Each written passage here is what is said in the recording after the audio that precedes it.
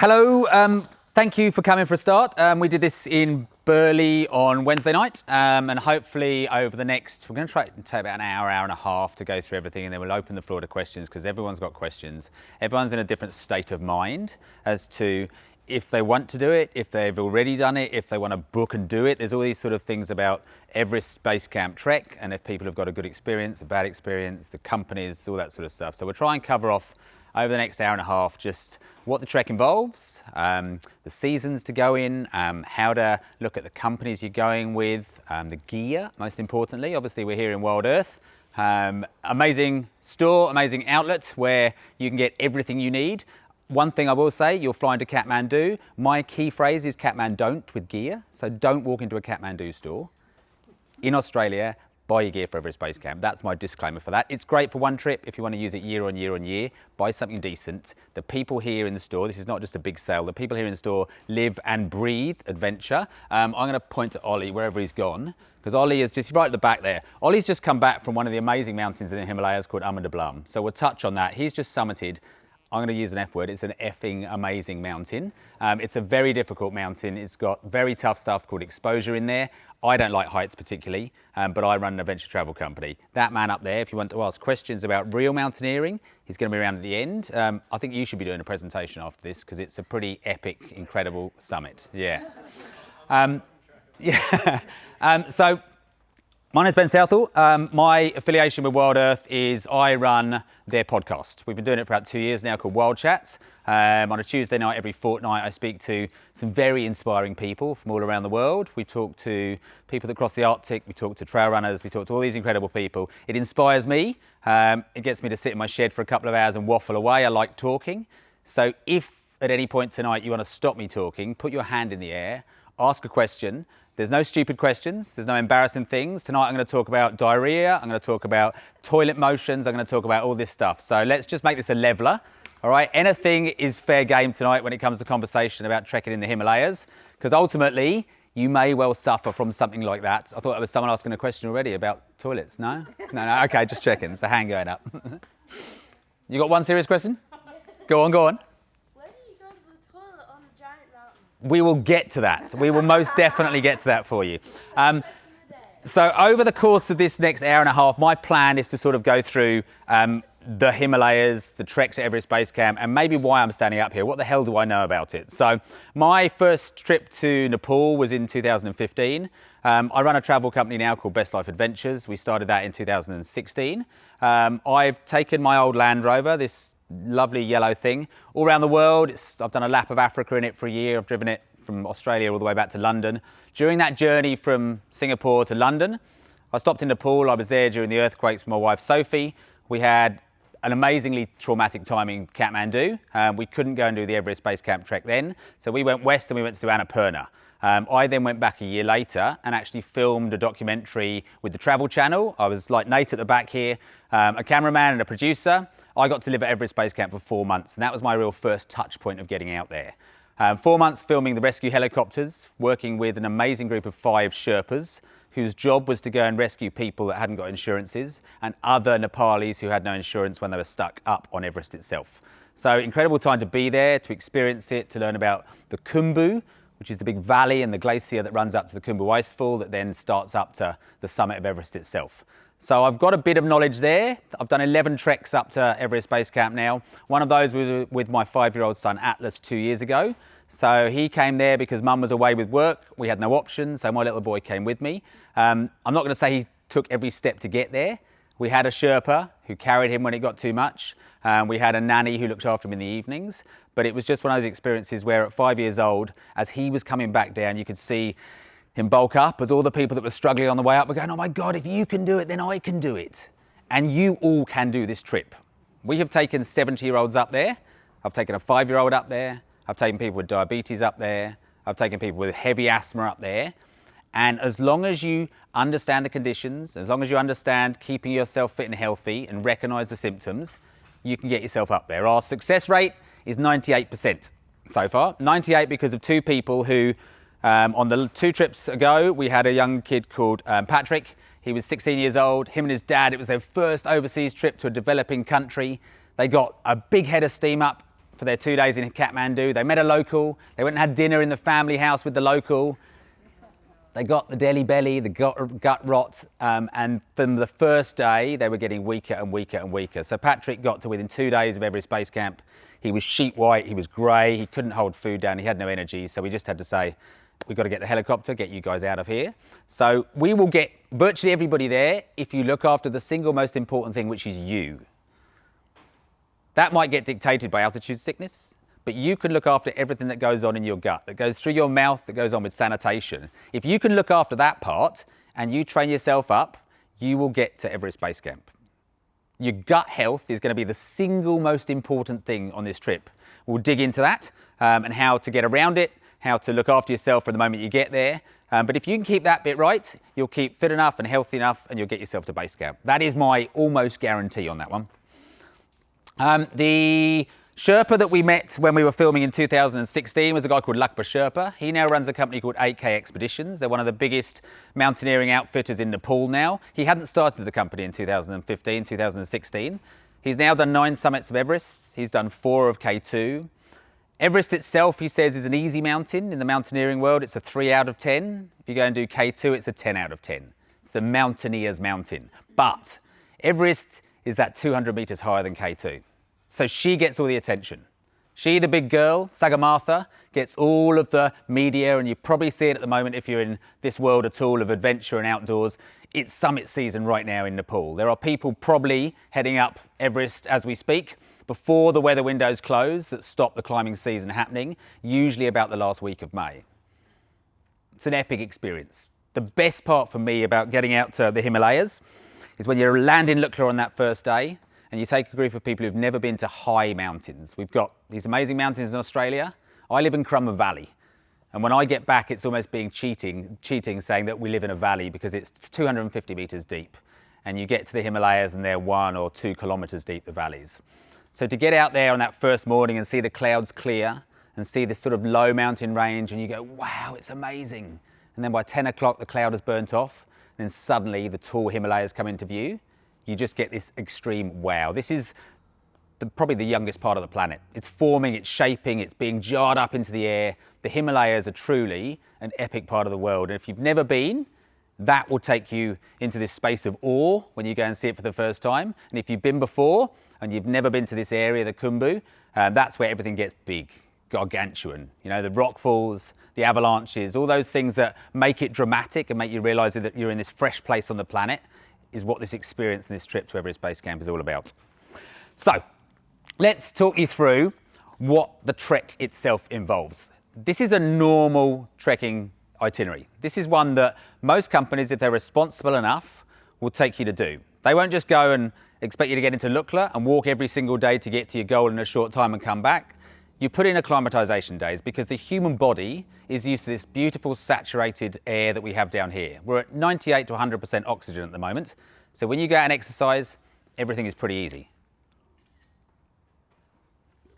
When you get to the Himalayas, as you climb up towards Everest Base Camp, that oxygen gets less and less and less. And when you get to 5,385 meters above sea level, you've got about 57% of the oxygen you've got down here at sea level. So everything feels difficult. Walking upstairs is a slow process. Bending down to do your shoelaces up is a difficult job. Everything becomes hard. And if you think you're super fit, even up there, you've got to take stock and you've got to wait and you've just got to let your body catch up. So acclimatization to stop the onset of AMS, acute mountain syndrome or altitude sickness, is a seriously important part of the trek to Everest Base Camp. So what it says here, you've got 9 days of high altitude trekking. That's how long it takes to get up to Everest Base Camp itself from Lukla. That includes 2 acclimatization days. So 7 days on the move, 2 days of, we're not going to call it a rest day because there's no rest days in the Himalayas. It's a day when you go and acclimatize. So basically you'll stay in the same place for 2 nights, but in that rest day, you climb up in elevation and you come back down again. And what that's doing is letting your body catch back up because as it's starved of oxygen, you're slowly reducing the number of red blood cells which carry the oxygen, which allows your body to deal with the elevation. If you don't, you'll get the headaches, you can get HACE and HAPE, which is high altitude cerebral edemas, which is where your brain is swelling inside its skull. That's the stuff you want to avoid. It's very, very rare on an Everest Base Camp trek where you're only getting to 5,400 metres-ish above sea level that haste and hape even come into the picture. When you've got the summiteers and you've got the teams that are going up to sort of 6, 7, 8, and then finally 8,848 metres above sea level, 3 kilometres above where we'll get to, that's when those conditions really can bring on high altitude sickness. That's the problems. So the 2 days of acclimatisation are crucial to let your body catch up. 7 days of fun, 7 days of being in the mountains with friends, 7 days of absorbing the culture of Nepal. When you go and do a trip like this, there's the physical aspect, there's the training you'll do to get your body right, there's the mental aspect of saying, I need to keep going, I want to keep going. But also this is a massive cultural adventure. Nepal is an amazing country. It is steeped in history, so much older than most things in Australia apart from our beautiful First Nation people. But then the experience of going through the Himalayas and walking through Nepal, the prayer flags, the sound of the yak bells, the smell of the juniper when it's being burnt in the mornings, for the ceremonies. All those things are the bits that make a trip to Nepal and especially Everest Base Camp so significant. There's some amazing monasteries on the way to go and see the lamas, to go and have a blessing, to go and get the ceremonies. That's all part of the journey and the positivity and the good luck signal that they want to emboss on you as you take your journey up towards Everest Base Camp. In total, the whole thing there and back is only 108 kilometres. It's not that far if you're going to walk for 9 days up and 3 days down. 12 days in total is what it should take. You can see 9 days on the way up and 3 days on the way down. It's pretty quick on the way down. And you can see this here. I've stolen this graph from somebody else. So this isn't my one, but it's a really good representation. This is the daily rise and fall that you have to get yourself up here to Everest Base Camp. So this is the first bit, the 9 days, and then 1, 2, 3 days on the way down. It's fast on the way down in a way because every step you take, in theory, you're getting lower and lower, so you get more and more oxygen. It's beautiful on the way down, but the days are long. There's 18 to 22 kilometres to cover each day on the way down. On the way up, you can probably look at somewhere between 6 and 12 kilometres. So if you sort of start to pan that out, 54 kilometres to get you up there, 54 kilometres to get you back down.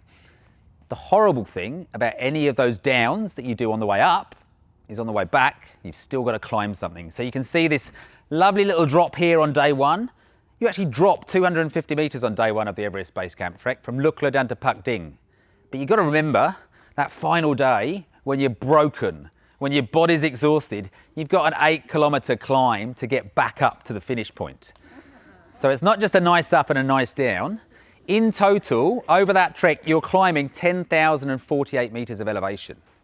Physically, you're only going 2.2 kilometres up, but you've got to go up and down so many times, up and down these valleys, that by the time you've clocked up your 10,048 metres of elevation, you're finally back at Lukla, and you're finally able to celebrate and say, we've done it, we've done the Everest Base Camp trek.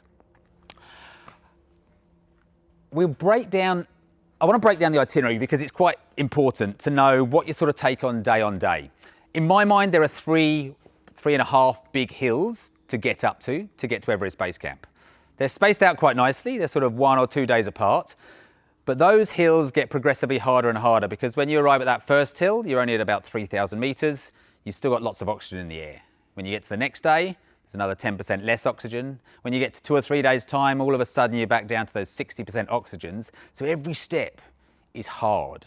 If you put your hand over your mouth and you try and run, you know that restriction of oxygen and that airflow getting into you feel like everything is difficult. So that's what you start to battle. Even though the days get shorter, the effort required gets more and more as you're climbing up into the high altitudes of 4,000 to 5,000 metres above sea level. We'll go into what it feels like. So Kathmandu is an easy city to get into from Brisbane. Singapore Air do a really, really good flight because they leave here at 9:20 in the morning. It arrives there about 9:45, 10 o'clock in the evening. You've got 2 hours layover in Singapore. So you can travel in one day. It's economical on your time off work in a way. So fly out in the morning, get there in the evening. Every trekking company will basically pick you up from the airport. You don't have to worry. It's a hectic, chaotic little airport. It's an awful visa system. It's really difficult to get the documentation, but someone will fun you around and you'll follow another group. And then you finally get to the front of that airport and there's 100 people holding up signs and you'll get to the right one. They'll wish you back to the hotel and you'll fall asleep really quickly. That's your first entry to Kathmandu. And then you sort of wake up and there's the noise outside. So all of a sudden it's the scooters and the horns and you'll hear the dogs barking and the dust will start to arrive, because Kathmandu is this city that is contained by mountains, so it's a dust bowl. It's also got a lot of old diesel cars and trucks, so it's a bit of a horrible city to spend lots of time in, but it's the start point.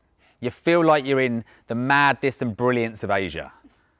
It's an epic city to explore for 24 hours, and you need to give yourself that time just to go there and sort of absorb it, let your heart rate increase to the speed of the city, get to know what it's like to deal with the currency and the people and the vibe. You know what it's like, you don't want to go straight into an adventure the moment you arrive. So if you go in there, give yourself a 24 or 48 hour buffer just to get used to the place. It's also a good time to go and to get last minute gear as well. And we'll get onto gear in a bit, because there's a lot of Chinese copies in Kathmandu of things that might look good, but probably won't do you so well in the mountains. When you get to Kathmandu, there's a serious amount to do. There's some amazing World Heritage sites, there's some really amazing religious sites, there's places where you can go and see the cremations by the river, there's the monkey temple, there's the stupas, and you can almost try and do too much in a short time and almost lose the quality of the city. If you go there and try and rush around and try and see everything, you'll end up being more exhausted to start the trip than when you got there. So maybe save some of the sightseeing till the end if you want to do it. Or the thing we do is we do a half-day tour. So basically when people get there, they've got a half day to get used to it, they get the breakfast, they get out, and we go and do a nice tour to go and see some of the main sites in the city. Do it as a group, everyone goes back together, and then in the evening, that's your time to really look at what you do and don't need to take. One of the biggest restricting factors of going to Everest Base Camp is the flight into Lukla Airport. Those little twin otter planes, the one down the bottom there, they're pretty small. It's a pretty hectic runway. It's spruiked to be the world's most dangerous airport. It's definitely had some incidents there. And every single person that lands there for the first time will be one of those people that claps when the plane lands properly. You really love your pilot when you get off, I can tell you now. But you've got a 12 to 15 kilogram limit on your bag when you fly on that little plane. So you can arrive with your 23 kilos, you can get your 4 or 5 jackets, your big heavy boots, all this sort of stuff. You've got to downsize that somehow to between 12 and 15 kilos, depending on who your operator is and what the arrangement is with them. The way that we do it is that we issue every single person that comes on the trip, and most operators will, with a duffel bag. So this is the sort of bag that you will probably most likely have when you go. It's not one of your backpacks, it's not a wheeled luggage case, it's just the thing that will protect all of your gear from your best friends and your worst enemies on the trip, which are the yaks. Because most of the companies will use yaks as transport for the bags. Now, yaks have no respect for your nice $700 Osprey backpack. So if they have an itch on their back and there's a big bit of rock, they will scratch and go through your Osprey pack, and all of your gear will be strewn over the floor. So the good idea is when you get to that hotel in Kathmandu, you basically get issued with your bag, you work out what you do and you don't need, and you leave your nice suitcase with the concierge in the hotel that you stay at, and you pick it up on the way back. That's one of the things that most people will do. You will then have one bag that looks like everybody else's, so you personalise it with a ribbon or a piece of tape, and then that is the thing that will go with you in the hold of that plane that gets out in Lukla. You won't need to carry that bag probably again for that entire trip. You'll be given that every night when you finish your trek, and it will be taken off you again in the morning. All you'll need with you is a small day pack. That's all you're going to walk with, unless you really want to be a Sherpa and take everything, but I've never done it. Why put yourself through the pain of it? Lots of people, want to go and do the experience of it, but it will make you or break you by the end, I can tell you now. So when you get into Kathmandu, you're going to do this night where you get everything together, you get your bag sorted, and then there's this funny thing that the Nepali government have decided to do. So the Khumbu Valley, where the Everest Base Camp trek goes through, is an extremely affluent valley. There's a lot of money in there because there's a lot of trekkers that go there. So to try and spread the wealth of the country, they basically operate a regional airport called Ramachap Airport, which is 4 hours drive from Kathmandu. It's not my favourite way of travelling there, because I'd rather fly straight out of Kathmandu and 45 minutes later land in Lukla Airport. That's the dream. However, the Nepali government like to flip rules and regulations every single year, and currently you need to leave about 2 or 3 o'clock in the morning from your hotel on a 4-hour bus ride through the winding Himalayas to get to this crazy, mad little regional airport where you rush to get there, and then you've got to wait for 3 or 4 hours to catch a flight. Ramachap is one of those airports where you can sit around waiting, and suddenly you'll get a tap on the shoulder, and 15 minutes later you'll be in your seat and you'll be taking off to get to Lukla. It's a mad, crazy little place. It's an experience, but the good thing about Ramachap Airport is it's only about 25 minutes away from Lukla. The The mountain weather dictates when those flights go in and out. So if you wake up in the morning and there's been good sun in the morning and the clouds have suddenly formed, it will close down Lukla Airport within 10 or 15 minutes. All of a sudden, there's no traffic going in or out. The good thing about Ramechhap Airport is they can turn it around a lot quicker. So you might take off from Kathmandu on your 40-minute flight, and halfway there, they'll say, airport's closed, you've got to turn around and go back. So your chance of flying out of Ramechhap and actually getting into Lukla on time is a lot higher. So that's one of the things they're doing. The bad thing about the Ramechhap Airport is if you come into there, you go back out of there. And once you finish your trip, to then arrive back at Ramechhap Airport and have 4 hours drive in the daylight to see the craziness of the roads and see the drops off the side, I just close my eyes and read a book on that trip, because that's the whole thing where you're not in control of your life, unfortunately. So once you've got into Ramechhap Airport, it's a quick, easy flight really to get into Lukla. Once you get into Lukla and you land on that 12.5-degree runway, you land, they pull back the engines, they reverse everything, you get off, they leave one engine running on the plane, and as quickly as you get off and your bags are thrown out, another group of people will get in and they'll leave. And these are the experienced trekkers. You know, you're going to be freshies. You're going to be getting off there and you'll be like, oh my God, what's happening? And they'll look weather beaten and tired, but they'll be pretty victorious because they've just done what you've come to do. So Lukla's a great place. It's a real hive of activity. It's not many people, really, comparatively, compared to Kathmandu. Probably only about 1,000 people that live there. No roads yet. There's one that's being built up there. So everything that comes in comes by helicopter or it comes by fixed-wing plane. So there's donkey trains that are going through the main drag.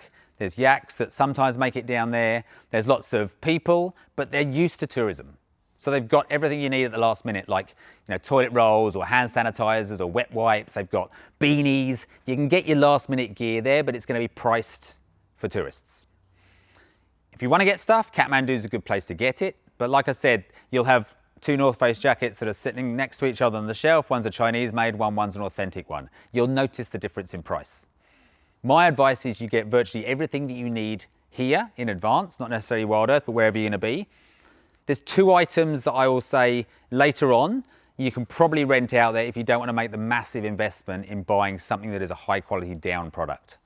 Because if you're only doing one trip and you say, I'll never do it again, putting $400, $500, $600, $700 into a decent down jacket might just be the thing that says, I won't go or I will go. So you can rent those sorts of things out there. Lukla itself, the mountain weather usually says that the clouds will come in the middle of the day and the afternoon. So virtually every flight arrives in the morning. You're looking at somewhere between 7 o'clock and 10 o'clock in the morning when the flights will get there, which leaves you enough time to have some lunch in one of the hotels or the tea houses. You'll then meet, probably for the first time, the porters and the Sherpa guides that are going to be with you for the majority of the trip. And you won't be surprised, they're fairly young. So these are usually kids that are starting out in the mountaineering industry. So they could be 14, 15, 16 years old, but they're all gagging to earn money. This is their entry into the mountaineering world. So they will quite often wear maybe 20 to 30 kilograms on their back, which is your bags if there's no yak trains, and they will be the ones that walk with you virtually every single day. And they'll be nervous and they won't hold eye contact on day one. And then slowly as you go through the trek, you'll learn their names and you'll listen to their music on the Bluetooth speaker and you'll have a little wiggle and you'll relax them. And suddenly by the end of the trip, they'll become your good friends.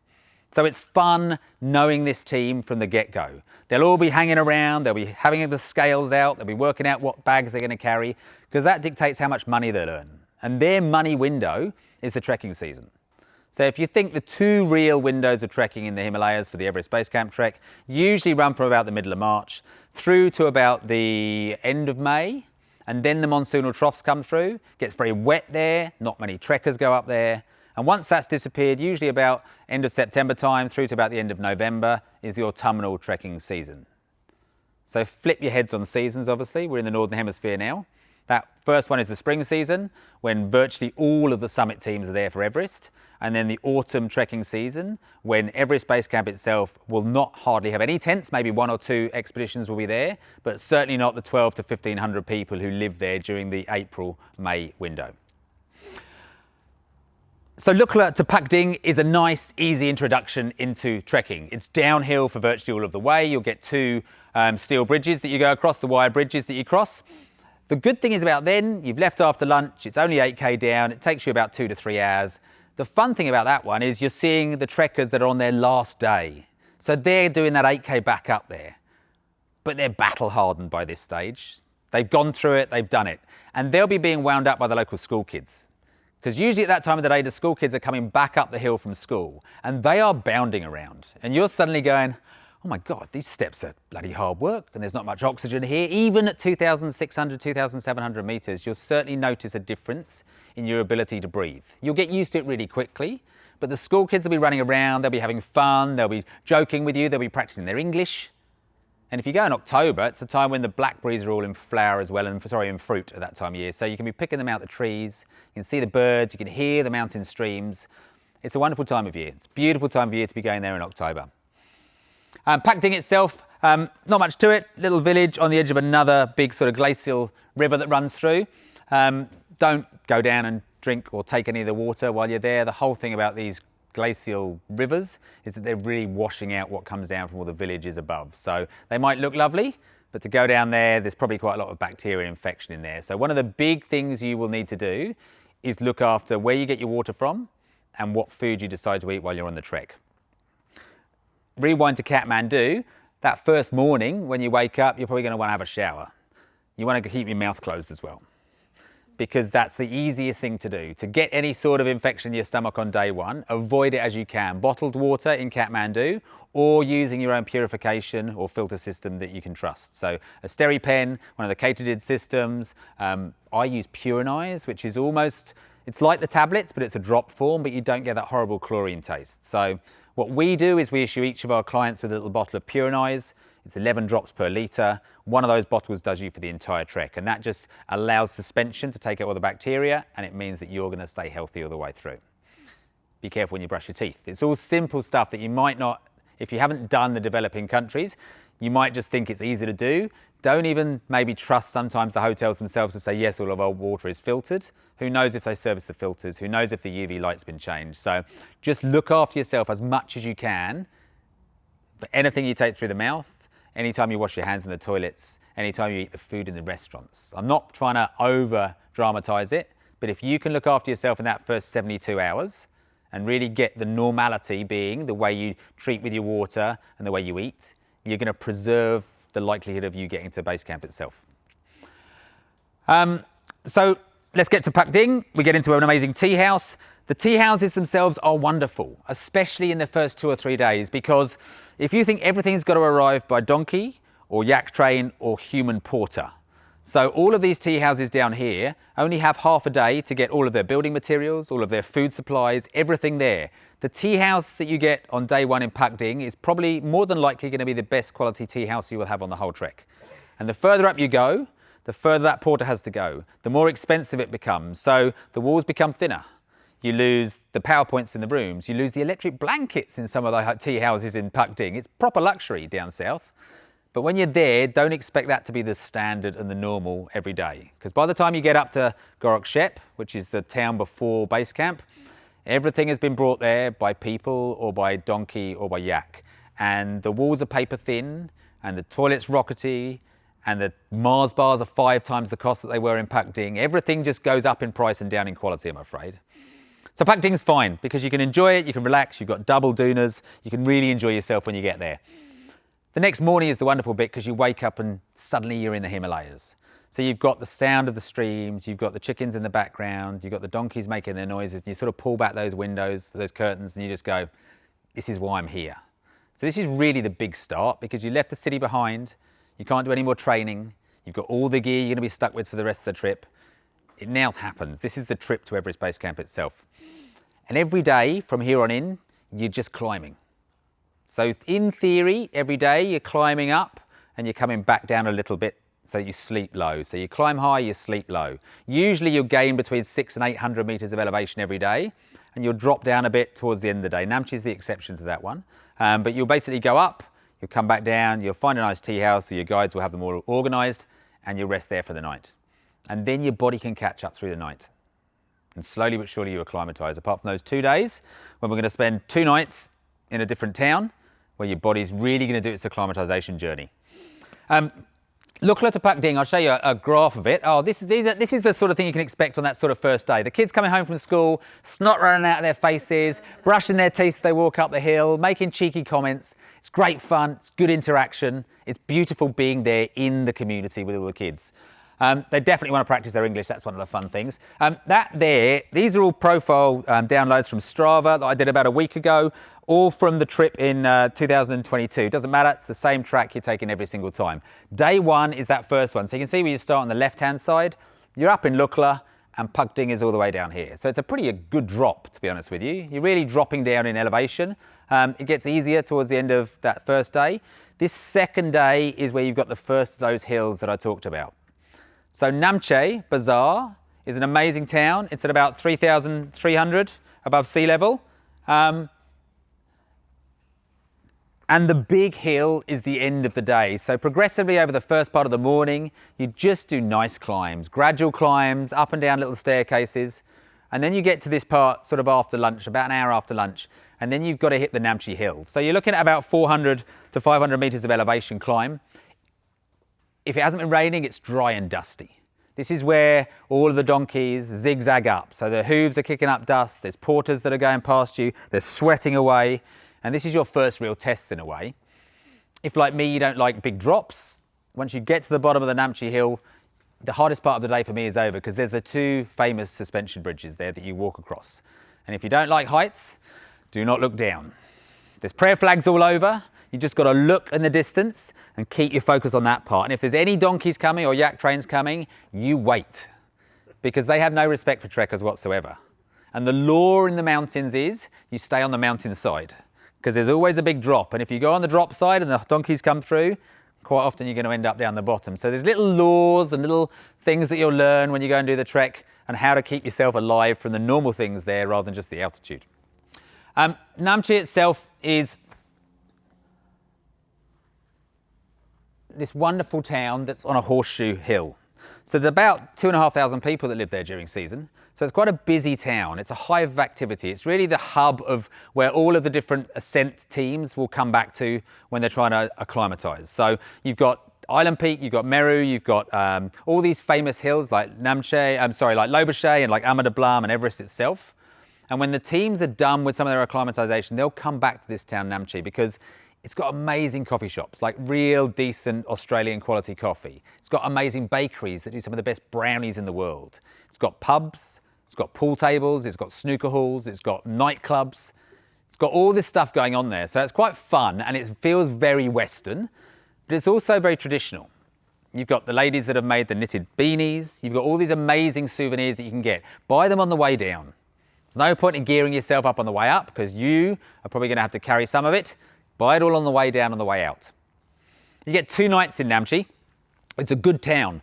People get a little bit excited and start to go big on that first night. My advice with this one is try and stay away from any alcohol on the way up. We've had teams that have gone up there and done fine on local Nepali brandy. How come? Because alcohol, when you get drunk at sea level, you get a hangover. When you get drunk at altitude, you get a really bad hangover and you get drunk really quickly, apparently. But it's a place where it's very easy to go out there and go, we're on the trek, we're with loads of friends, let's go out and have 3 or 4 beers. And it will affect you really quickly and you'll struggle the next morning. So do that bit on the way down. Namche itself has got this hive of activity going on in there and we get 2 nights there when you do a trek. So the first night, you arrive, you've done the big hill. That next day is when you do an acclimatisation day. And we head up to a little village called Kumjung. Kumjung is about another 400 metres in total to get up there, 200 metres of pure climbing to get up to the ridge, and then you can do about another 100 or 200 metres of elevation to get into the village itself. It's a great little village, there's a great school there, there's a lot of money that's been put in by the mountaineering teams around the world that have built the school and put money into the community. There's also a really, really good initiative up there called Sagarmatha Next, which is 3 philanthropists that really were concerned about the amount of waste in the Khumbu Valley, have built this beautiful recycling centre. So they really tell the story of waste in the Himalayas and then look at how trekkers like you and me can help to diminish that, alleviate that by on the way down. You can pick up 2 dry bags, you clip them 1 kilo to each side of the recycled aluminium and the recycled plastic, and you take it back down the hill. So it goes back to Lukla and it gets recycled back at Kathmandu. So they're really trying to make an effort there. It's an interesting story. Whether it's 100% sustainable as it should be, putting all the stuff back on a plane to take back, they're trying to do something up there in the Himalayas for sure. But you get up to Kumjung, have some lunch up there, back down to where you stayed in Namche that night, and then you start your next climb the next day. So the theory of every single day is that usually it's a 7, 8, 9 policy. So usually people wake up about 7 o'clock, have breakfast about 8 o'clock, depart about 9 o'clock. That's the usual day. It might change if the weather's different, but by the time you leave at 9 o'clock, all your gear is packed, you've got your day pack on, you're waiting outside the front of the tea house, and you'll usually walk for an hour and a half, 2 hours till you get to morning tea, maybe another hour and a half to get to lunch, maybe another 2 hours in the afternoon, and then you're there at your next destination. That's the usual format for sort of trekking and your day and what it feels like. Namche is really, when you leave Namche and you head around the corner, there's this amazingly beautifully graded trail. There's an old guy, unfortunately passed away 2 years ago, who spent 10 years raising money on the side of the trail with a little donations box, and he has made the most immaculate trail. He's got workers there, it's beautifully gravelled, it's like something you'll find on the best parts of Mount Cootha. Incredible investment that guy from his own time and his team have put into making the trail really good. It's damn good, the walk to get to Everest Base Camp, apart from maybe the last 2 days. The steps are well graded, there's some big climbs, but in general, you'll be able to take in the view more than just watching where your footfall is going to go and where it's going to go and where you're hopefully not going to roll an ankle. Namche to Tengboche is your next day. So again, you've got another one of these hills. We'll go forward just to the profile. This here is your Namche to Tengboche day. So it's a nice climb, gradually up and down. This bloody awful thing is this drop down. Why do we need to drop down when we're going up to Everest Base Camp? No one likes this bit, but down here there's another suspension bridge. So unfortunately you've got to go down to go back up again, and then you get that big climb. You see the profile there? Really jacks up. But when you get to the top, there is an amazing reward of the Tengboche Monastery, which is here, and also an amazing bakery, the Tengboche Bakery. Apple crumble, apple pie, amazing coffee at the top. So it's well worth getting up there. It's on this day and on that part of the trail that if you're lucky enough, you'll get your first view of Everest in the distance. It's the wonderful thing about that morning. Usually clear skies, nice fresh air, mountain air that you can breathe in, and you get your first glimpse of Everest in the distance. And it's a worthy view. Doesn't look that big. It looks like you got a darn long way until you get there. There's probably another 4 or 5 days of walking to get out towards the base of Everest Base Camp. But that is a really good day. Once you make it to the top of Tengboche and you get there, at night the sky usually clears of clouds, so you get beautiful, epic stars up there. And then if you're lucky enough to be there on a full moon, you'll see Everest in the distance with the full moon bathing it in light. And it's a beautiful hairs on the back of the neck moment, it really is. The next morning, we love to take people to the monastery because it's an integral part of travel in Nepal, is the religion and the history there. So the lamas will be there in the morning, they'll be doing their chanting. So we go in there, we make a donation, we take our shoes off, and we go and sit and we go and listen. And quite often they'll do a blessing for the group, and you understand nothing that's happening, but you sit there and you absorb it, and you just feel what the mountains are like and what religion is like in the mountains. Big Tibetan influence that's come in from this stage as well. So not only are you getting the namastes every day from the kids and the people, but you'll be getting Tashi Dele, which is the Tibetan greeting. So you get this sort of mix and match of people that have come over the Himalayas and people that live in the Himalayas. It's a beautiful melting pot of religions up there. Once we leave the monastery in Tengboche, it's then a nice climb up a valley. You're going through the tree line, you lose it, you get to sort of bushes. It's rhododendron time in October there, so the trees and the bushes are in flower. You drop down, you follow this beautiful winding creek or river that goes all the way up to Tengboche, and that's the next stop on the trip. So Tengboche itself is at about 4,400 metres above sea level. You're really starting to crack some elevation now. So Namche was there at 3.3, Tengboche was up there at 3.8, and then you're going even higher to get up to Tengboche at just over 4,000 metres. You'll start to feel it. Every step now will start to feel difficult. There's less oxygen, a lot less oxygen up there. Tengboche itself is another place for 2 nights, so it's where the acclimatisation happens. So Tengboche is a great place because in October, the autumnal trekking season, we sneak off to a different part of the valley to acclimatise, because most people will go up this same old dusty trail to one of the stupas. There'll be maybe 100, 200 people on this trail. You zigzag up for the sake of zigzagging back down. If you go in October, it's post-monsoon. It's when the glacial melt has happened. So these amazing banana, crystal clear, freezing cold lakes appear at the base of Ama Blum. It's a wonderful place to go and do your Wim Hof experience. It is so much fun, I can tell you now. 3 degrees, 4 degrees the water. If the sun's out, it's a place to go and have some fun and push yourself. It's a great experience to go and do it. That is the climb. It's a considerable climb, but it's constant. From Tengboche up to Dingboche, it just keeps on going. It's consistent almost the whole day. So whereas before you've had these big sharp profiles, this day into Dingboche is really quite a nice, easy climb to get yourself up to 4,400 metres above sea level. 4 kilometres, double the height of anything in Australia at this stage, double the height of Kosciuszko, 4 kilometres from sea level. That's Tengboche Bakery. Feels very Western and feels lovely, doesn't it? So in the mornings, have your double espresso, have a nice brownie. Yes, sir? I wonder if they have good mince pies as Australia. Oh, good question. Well, good thing. Food. We'll talk about food in a bit. Avoid the meats. Because the thing is, you won't see many cows out there and you won't see many chickens. So anything that's come up to those restaurants and there's a meat base to it has usually come up on a porter's back for 2 or 3 days, unrefrigerated. This is the bit about looking after your gut health. And you might think, oh, I've done 5 days of veggie.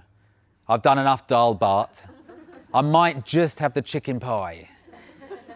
And then 12 hours later, you'll be the one that's making the noise in the room and everyone will hear it. So just be really cautious about all of the food that you're going to do. Acclimatisation day in Dingboche. This is the lakes that we go up to. It's a lovely climb. It takes about half a day. Go up, do the acclimatisation, come back down again. We do a Best Life Adventures when we do our trip. We like to work with a lovely lady who runs a cafe out there called Cafe 4480. It's the elevation you go to. She's an amazing chef. One of the amazing things that you can eat and you should eat when you're out in Nepal is the momo. So a momo is like a little traditional Asian parcel. It's made by sealing the edges together. It's got noodles in there. It's got vegetables in there. It's a little parcel of love is what a momo is called. And we do a cooking class that afternoon where we get to sit in a kitchen, we get to make them, we get to steam them, we get to eat them. It's just a nice little introduction to what it's like to make food in the kitchen, to have some fun with her. And that's really using up sort of the second half of that acclimatisation day in Dingboche. Lobuche is the next step. Now you're starting to really crank the elevation. So the climb from Dingboche to Lobuche is beautiful. You climb up above this amazingly wide, sweeping glacial valley. It looks down on the town of Ferrochet at the bottom, which we'll visit on the way down.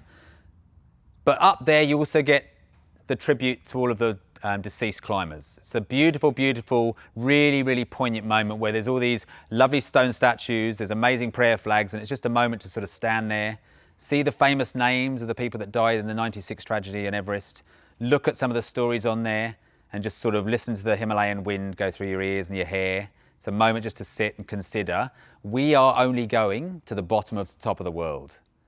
They're all going to the top of the world in theory. So Lobuche itself claims to have the highest bakery in the world, claims to have the highest coffee shop in the world. There's all these claims up there. There's the highest Irish bar in the world. There's all these different claims. Lobuche is another one where we are now another couple of days on from Namche. Namche was the last place where there was really good quality tea houses. By the time you get to Lobuche, they're getting better and better up there.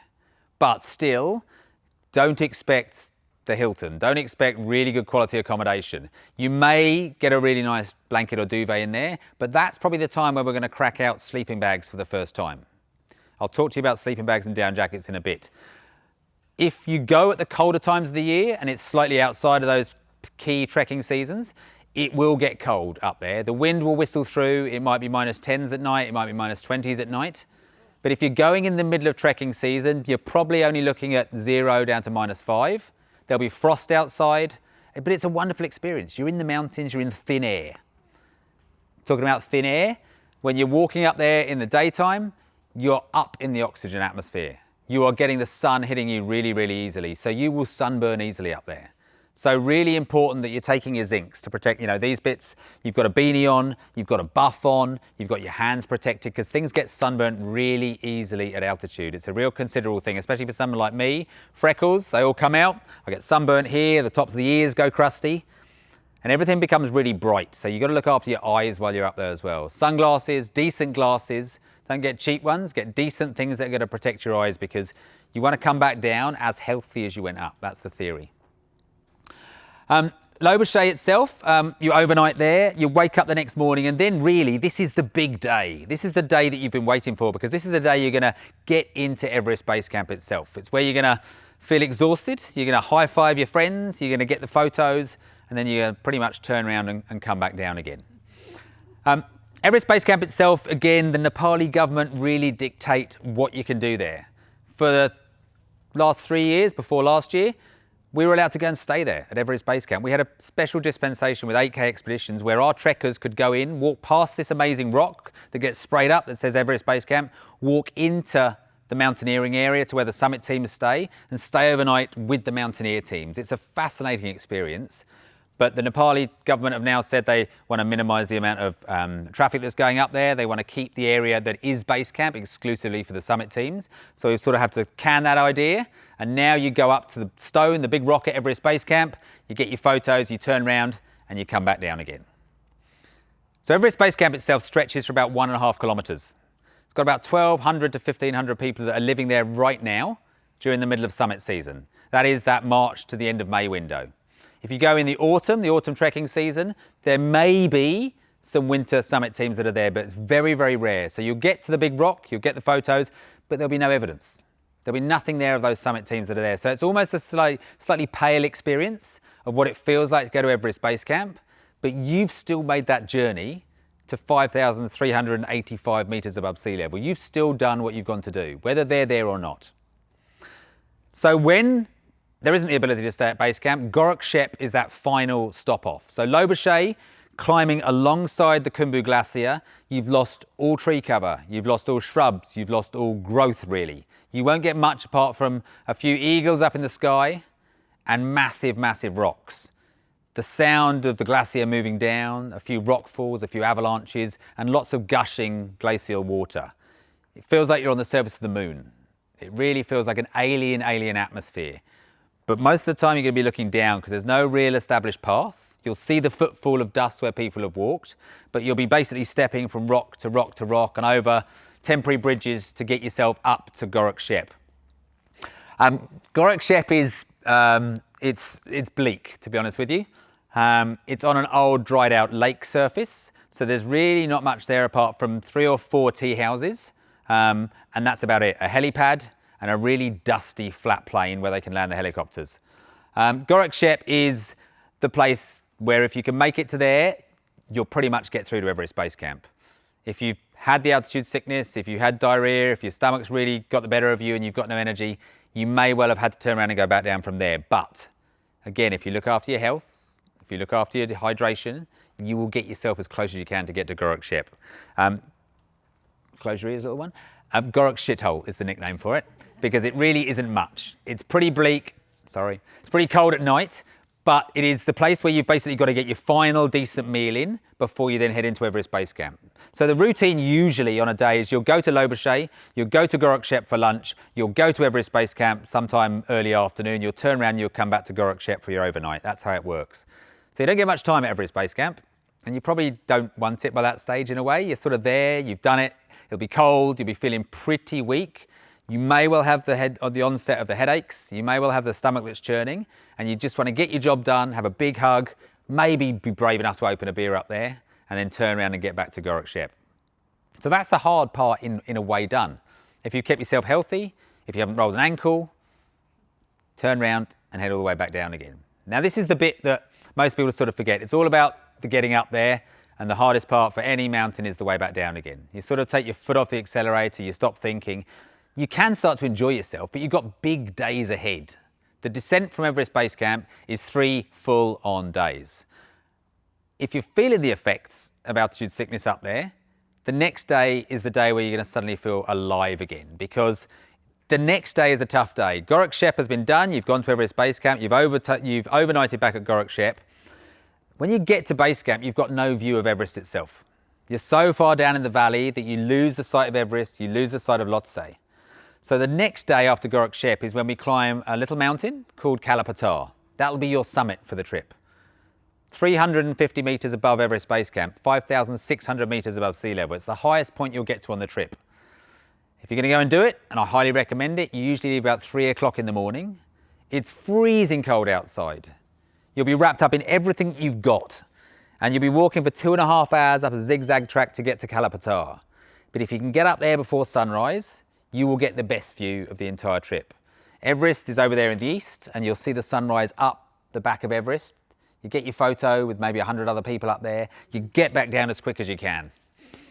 So you usually get back down to Gorakshep by about breakfast, stuff yourself full of food for breakfast, and then you start your descent and you head back down to Ferrochet. So that's your next stage to get back down there. Once you've got your Everest Base Camp photos, I've got to talk about Ama Blum.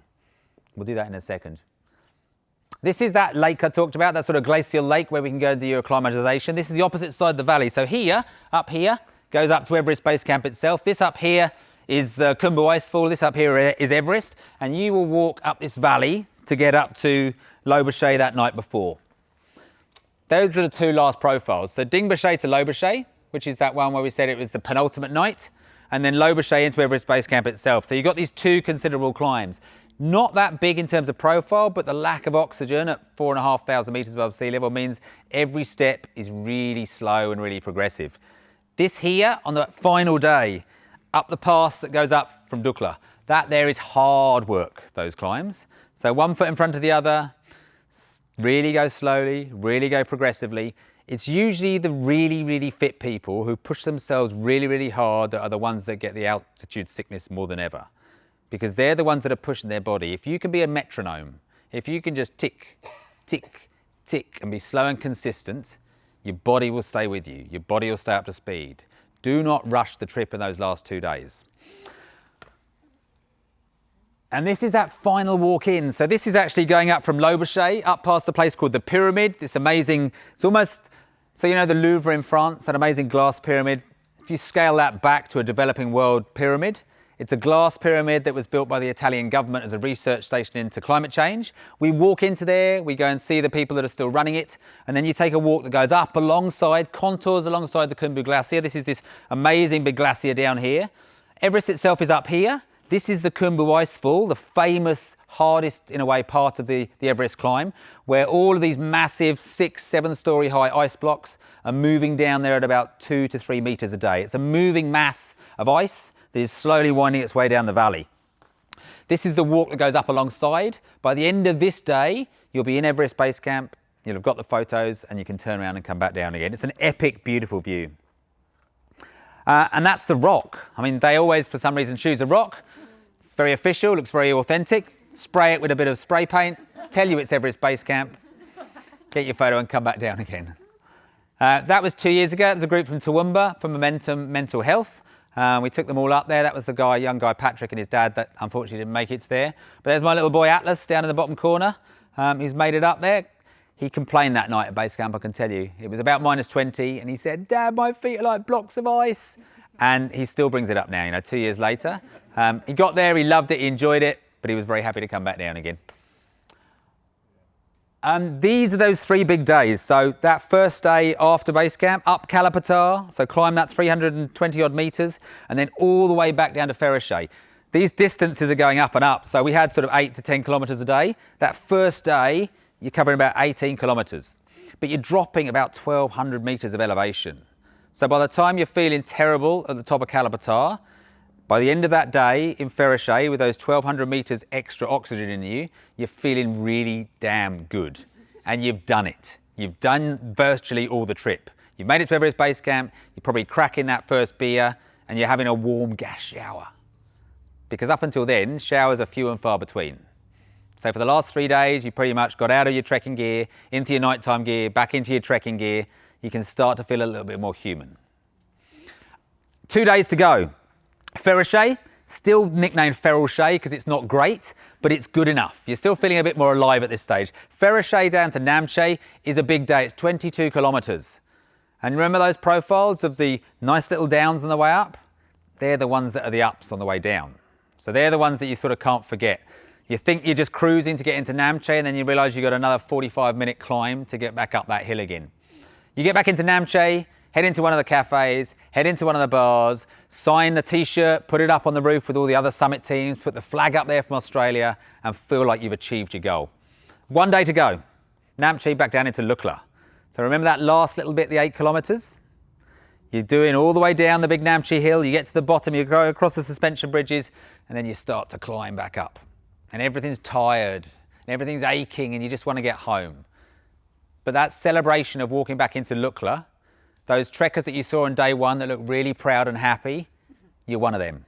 Suddenly you've made it over there and you've packed the trekking poles away and you've eaten all the horrible food and you can really have a big fun night in Lukla. But don't stay up too late, because the next morning those flights leave really early, like 6, 7, 8 o'clock in the morning. So if you've gone out and had a big night and you're quite furry, you do not want to miss that flight back to Kathmandu or that flight back into Ramchup to get that bus back. That bus ride, 4 hours with a hangover, nothing worse than that bit. So just go a little bit easy on that one. By this stage, all of your friends are the porters and the sherpas that have been there. So the tradition with most trekking places in the world is that you will tip the porters. Usually it's $100 to $150 per person on the trek, and that all gets put together in the envelope. The tour guide will then split it up, and they'll all come and they'll all party and they'll all have fun and they'll sit and drink local rice beer, and they'll go off and they'll be thoroughly thankful that they've earned the money for the family for the next few months. It's a great experience that final night. It's lovely to have all the team together, and then you fly back into Kathmandu and head out from there. With the Kathmandu situation, the recommendation is that you do not try and fly out the next day on your international flights, because the mountain weather will tell you when you can go home. And if the weather closes in, the airport can close down at Lukla for 1 or 2 or sometimes even 3 days. It's not that likely, but if it does, all of those flights back up and all of those trekking companies coming back in will be trying to get those first flights out the next day. So you can be sitting around for a day, maybe 2 days to try and get back out of Lukla. So give yourself that buffer. If you're arriving back in Lukla on day 12, don't fly out to maybe day 14 or even day 15. If you find you're lucky enough to get out of Lukla, get into Kathmandu, and you've got 3 days to play with, then you can even think about doing something else. Get out of Kathmandu. Fly to the second city of Nepal. Fly to Pokhara. It's at the base of the Annapurna range.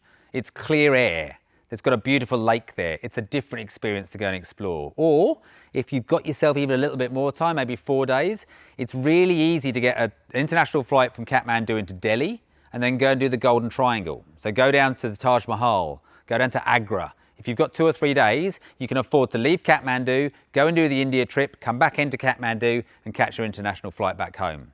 If you're there, why not go and explore another part of the world? So that is sort of a nutshell of the trip itself. I've premeditated a few questions and put them up because I think there'll be some of these answers that will come up. I said that I don't like mountains and exposure. I said that I don't really like big drops. So this year I thought I'd challenge myself with our October trip that we're doing, and we're throwing in a mountain. We're going to throw in Lobuche Peak. Lobuche is just over 6,000 metres above sea level. It's a hard trekking mountain. It's not ropes, it's not ice axes, it's not technical, but this is one of the sort of the options you can do. If you think you've trekked or you've done the trek before and you want to add other stuff on, Lobuche is that village that we sort of went to with the highest bakery. On the way back down, we've engineered for this year that you actually go and do 2 days to get up to Lobuche summit and then come back down to the village, helicopter back to Lukla, and then meet up with your crew and your team on that final day so you can celebrate with them. So I'm throwing it in there because I've never done it and I want to challenge myself. I'm probably going to hate most of it, but I'm going to go there and give it a go because you're there to push yourselves in that sense. That's what it looks like up the top of Lobuche. You're up high, you're doing a Himalayan peak. It might not be the biggest in the world, but it's a challenge to go and do something like that. So think about how you can add on something like an island peak or a Meru or a Lobuche if you're sort of done with just high altitude trekking. So seasons, this is a nice sort of graphic to summarise when it happens, when the best time of year to go is. So again, Northern Hemisphere seasons, January being the cold time of the year, through to July being that sort of warmer monsoonal time. The green is the predicted seasons for the best weather. So beginning of March to the end of April, beginning of May, and then the end of September through to November. You can go outside of those windows if you decide to go in the middle of January or the middle of December.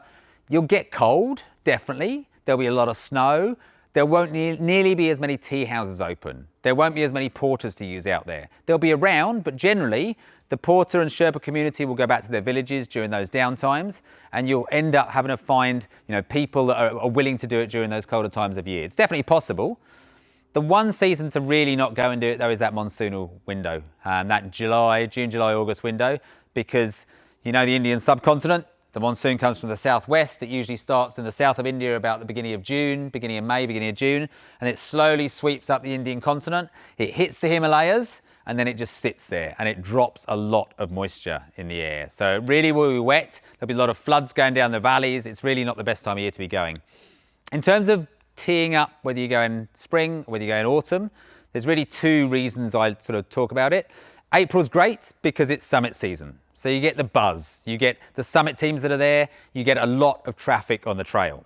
So all of those people staying at Everest Base Camp need to have gear. They need to have supplies. They need to have gas. So there'll be lots of donkey and yak trains going up and down. There'll be lots of porters going up and down, and there's a fair few trekkers going up and down. If you go in October, you might not get to see Everest Base Camp itself as a setup, but you generally get clearer skies because it's dusty India. And India blows the dust into the Himalayas and it gets stuck and it sits in the pool in the air. So the air is quite often, the skies are quite often whiter and not as blue and beautiful during that April-May window. But the monsoon comes through, it basically drops all the dust down as mud and you get clearer skies in that September, October, November window. That's my preference. You've got up there possible overnight at base camp? Yeah, so again, the Nepali government dictate if you can or if you can't. We work with 8K Expeditions, that's our ground operator. They've got 8 or 10 tents that they reserve for us to get up there, or trekking companies, where we can actually stay overnight at Everest Base Camp. So it's an amazing experience. So what makes them determine whether you can or can't? Because the Nepali government just flick their decision making just like that. This year they decided they'd let drones fly up to Camp 2 to make it easier to get oxygen bottles up there. Last year they decided they didn't want as many helicopters. They are so dependent on finances and money that they will just flip decisions almost 1 or 2 times in a season as well. So we don't guarantee it, but we've said definitely the last 2 years before last year that going and staying at Everest Base Camp is a possibility, but it's not a guarantee. When we went in 2022, we had the M&D people up there. We all stayed up there overnight, but it's the most uncomfortable night's sleep you're ever going to have because it's ruthlessly cold, it's claustrophobic, you've got no oxygen going into your lungs, so basically every single thing that you do, from zipping up the sleeping bag to taking your shoes off, you're out of breath. And I remember that first week when I was filming up there for 4 months, I was so paranoid, because it was the year after the avalanche, I was so paranoid that every rockfall in the distance and every avalanche noise was coming through base camp. I thought that was my last moments. And you realise they're 1 or 2 or 3 kilometres away. But you sort of go through that night and go, yep, never need to do that again. It's epic, but it sort of comes with its risks as well. So yeah, the overnight at Everest Base Camp isn't a guarantee. Certainly now with the Nepali government, it's definitely not a guarantee. How physically demanding? It's definitely up there. If you like to hike and you like to go and trek up in Springbrook and you know how to climb from sort of sea level up to Springbrook heights, it's that sort of thing every single day. So an example that I use when you're going up to somewhere like, does anyone know the Pinnacles, the trail from Gap Creek Reservoir? There's some amazing places around the back of Gap Creek where you can start to simulate the climbs. Maybe not Kokoda off the back of sort of Channel 9 there. That's a little bit steeper than you're going to get. But most of it is steps. The best training you can do, and most people say, oh, I wish I'd done more steps when they come back. But you don't need to do steps loaded with gear, just steps with maybe 5 kilograms in your backpack, because that's what you're going to be carrying virtually every single day. Depending on how much gear you want to take, that's usually what the weight's going to be that you're carrying. It is demanding, definitely demanding. The higher you get, the less oxygen, the more demanding it gets. But if you can spend 6 months building yourself up to get ready for a trip like this, you'll be prepared for it. Sorry, just going back to the season. What type of weather are you expecting in April time? Like temperatures and... So in terms of gear, that I almost always walk in shorts to Everest Base Camp, because I don't get that cold down the bottom and I layer on the top. So I always use this as my thermostat. This is how I put layers on or take layers off to regulate my heat. Those first 2 or 3 days, Lukla into Pakding, into Namche, that's when you're in the lower reaches of the mountains. So it's green, there's a lot of moisture there, the heat of the sun creates the clouds, and quite often it's quite wet. So there can be rain coming down, probably up to 20 degrees during the day, during that spring trekking season. Obviously outside of that, if you go into the winter window, it can be a lot colder. You can get snow down at Lukla, you definitely get snow in Namche. You'll even maybe get snow in Namche during that trekking season of sort of April, May time. Humid, yeah, and thunderstorms can come through the mountains as well, really localised. So what you might get round one corner as a storm, you're not going to get round the next corner, but definitely can be wet in those first 2 or 3 days. And then as you get higher and higher, we've had treks where for the first 5 days you're walking in cloud. You don't get to see much at all. And then all of a sudden on that sort of 4,000 metres, that morning you climb up out of the clouds and you look back down and there's just cloud through all the valleys. So it really is dependent on the time of year, the month you go, and quite how wet it is. But warm days to start with, t-shirts, sweating like anything. T-shirts and shorts, especially on that Namche Hill. As you climb that, the sun will be beating down on the back of your neck. You'll be sweating, you'll be climbing, you'll be working hard. But then those days when you get up to Lobichet and up to Ferrochet and those higher elevations, cold in the mornings, really cold, frost on all the buildings. The phrase that we always use is be bold, start cold. Because once you gear up in the morning, you'll be, oh my God, I need 3 layers on. And within 10, 15 minutes of starting that day, you'll be the one that's got to stop the group because you've got to take off 3 layers. You'll be sweating like anything. So you just got to get used to the idea of being cold first thing. Then 10 or 15 minutes later, you've warmed up enough. I'll go through some of the gear in a minute that we need. How do things go wrong? I can't reiterate enough the gut health thing. So to prepare my little boy to go to Everest Base Camp was a big risk for me because if he failed, in a way, if his stomach gave up on him, I was going to have to fly out. And that meant the group would be with our lead guides and I wasn't going to be part of it with them. So to protect him and now to protect myself, I use prebiotics and probiotics to build my gut strength up prior to a trip, just to get everything right. And I'm super conscious now of sanitizing hands. It's just another chore to do. Hand sanitizer on the side of your bag, so wherever you go, you can do that. Looking after what you eat. There are recommended restaurants that we've tried and tested in Kathmandu that do serve salads, that do have ice in their drinks, but they are Western mindsets. They know they've got Westerners coming in. They know they're going to want to eat well and healthily, so they look after you in Kathmandu. When you get up to the mountains, you cannot guarantee who's cooking that meal in the back. So sticking to what the locals eat is a really, really good thing to do. Dal bhat. So you know dal, made from lentils, high energy. They use a phrase out there, dal bhat power, 24 hour. And you'll hear them saying it. And the Nepalis will be eating that morning, lunch and dinner. They'll have it 3 meals a day. They will stick to that all the time. You want a bit of variety. You get sort of bored with it. But the food out there, you'll get spaghettis, you'll get pizzas, you'll get Mars bar pies. There's all these amazing things. The menu on day one may well have 100 items on there. But every single day that you go up, it gets narrower and narrower and narrower to the point where you're almost then by the top having spaghetti with tin tuna on it. Or you might have macaroni cheese or French toast. Eggs are a great way to go. There's chickens everywhere. The chickens will be laying eggs. They're fresh eggs. So to get your protein and get your energy, I always in the mornings, a bit of toast. Be the hero. Take a jar of Vegemite because every Aussie will love you out there. Have your toast. Have your eggs. The drinks to keep yourself healthy there. Ginger is a really good thing to have to really offset nausea, a bit of anxiety that you might get up there. So ginger lemon honey, GLH, is the drink that most people will have. You can have your coffees, definitely have your coffees, but a ginger lemon honey is almost that sort of daily medicine you need to take while you're going up there. Altitude sickness is the big one, obviously. It's really random. It's really hit or miss if you might get it or you might not get it. I now don't take Diamox, which is a medication you can take to delay the onset of altitude sickness. But I know I've been up there enough times that it's not going to affect me. 80% of people that go and do their first trek to the Himalayas will take Diamox. A small tablet, broken in half in the morning, half in the evening. Really easy to get a script for, 100 tablets in a pack. It just allows you to carry more red blood cells, which means you can acclimatise quicker. So most people will take it. Diamox is great because it will hopefully prevent you getting altitude sickness, but it's not a guarantee. When you're in the Himalayas, you need to be drinking a lot of water. The easiest way to delay the onset of altitude sickness is to overhydrate. 3 litres to 4 litres of liquid per day. It's a lot of water. With that comes the need to pee a lot. Diamox almost doubles the amount you need to pee. So it's great, but it's also a bit of a problem. There are ample tea houses. Guys, girls, do not worry. There's ample tea houses, ample toilets out there. It's better to overhydrate and drink lots and lots of water than think, oh, I don't want to go because I don't want to pee somewhere. My theory with drinking out there is drink virtually everything before lunchtime. Drink 2 or 3 litres of water in that first half of the day, because then you've hydrated your body and you don't need to get up at night. Because if it's cold and you're in a sleeping bag and it's -10, there's nothing worse than that feeling of, oh, I reckon I can just hold it for another 3 hours. So do all your hydrating in the morning. And yeah, let's talk about water as well. Diamox is the way to delay the onset of altitude sickness. The symptoms you're going to get shortness of breath. That's something that everyone will get. You'll get the slight headaches.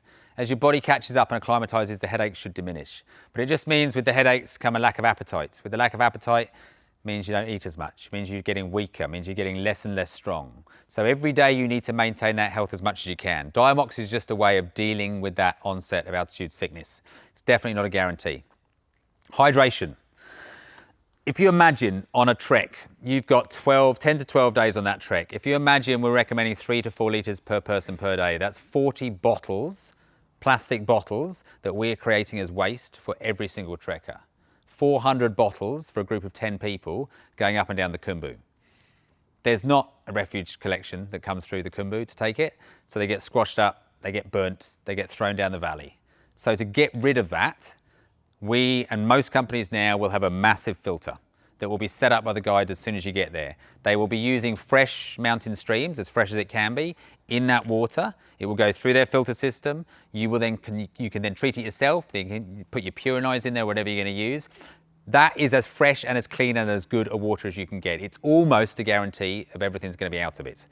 The only exception to that is the last 2 days. Lobuche and Gorok Shep do not have fresh streams that come into them. So in those last 2 days, it then goes back to buying water.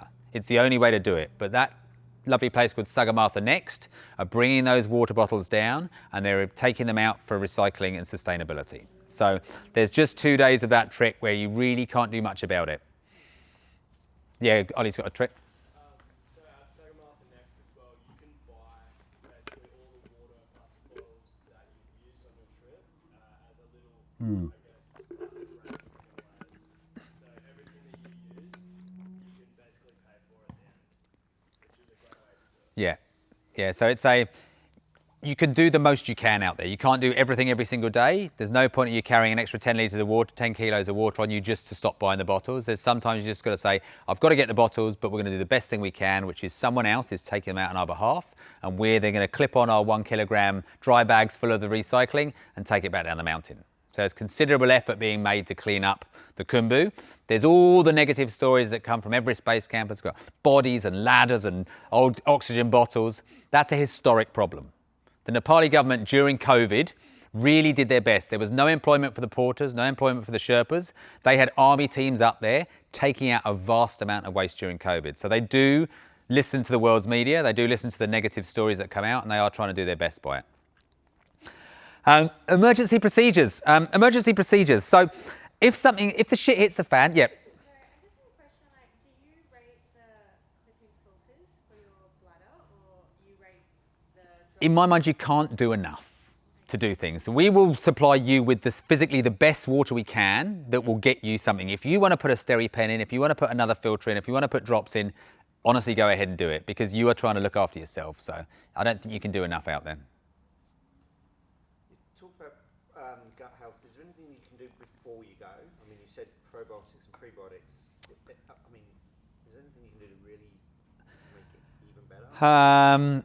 If it's your first time in the developing world, it's the decision making that you go through when you get there that's going to be crucial. I think loading yourself up with probiotics in advance gives you the good gut enzymes and the biomes to be able to deal with something out there. But again, it's sort of not a guarantee. Someone told me once that it takes you 7 years of eating street food in India with our guts to be able to get used to the problems you could pick up on the streets out there. It's a lot of time in country before you're even ready to get over it. So I work with a lady called Kirsty Worth. She runs a company called Cultured Wellness. It's up on the Sunshine Coast. She is an amazing doctor who has studied all about how gut health can build endurance. So I work with her and we get prebiotics from her and probiotics so that we're taking it a week or 2 weeks in advance of leaving, we're taking it throughout the trip, and we're taking it at the end of the trip. Atlas's statement, he said to me, and this was his daily challenge when he was with me, he'd report to me, and you'll probably report within your own group on how your poos are. Because your poo is your indicator of how healthy you are. And every day Atlas was very proud, Dad, I've had another solid poo. And that was his thing. So whether it was the do all and end all, a little boy, you know, picking up dirt, putting his fingers in his mouth, the probiotics gave him the protection he needed to get through the trip and gave me the protection as having my boy there to look after the client. So I'm going to, you know, rest assured it was a pretty good method for looking after our best health interests to get us through that trip. Yeah. That sort of 3 or 4 litres, are we personally carrying that from the start of the day? No, okay, good question. The bladder in a normal Osprey pack will probably hold 1.5 to 2 litres of water. You'll stop, you go from breakfast, you go to a tea house, you can refuel there, you can refuel again at lunchtime. So wherever we have our guide, they will go ahead, they will get the water moving. So when you get there, you've got the chance to fill up your bladders when you get there. So you don't need to be carrying, you know, 5 litres, 5 kilograms of water from the start of the day through. You can refuel at multiple times during the day. And if you find you're caught short, there's enough places that have got plastic water bottles that you can buy and top up as well. Yep. You don't, I've just heard, because I'm leaving in December, Yep. that I'm going up to the Gogi Lakes, Yep. then down to Everest, and then on to Island Peak from there. Yeah.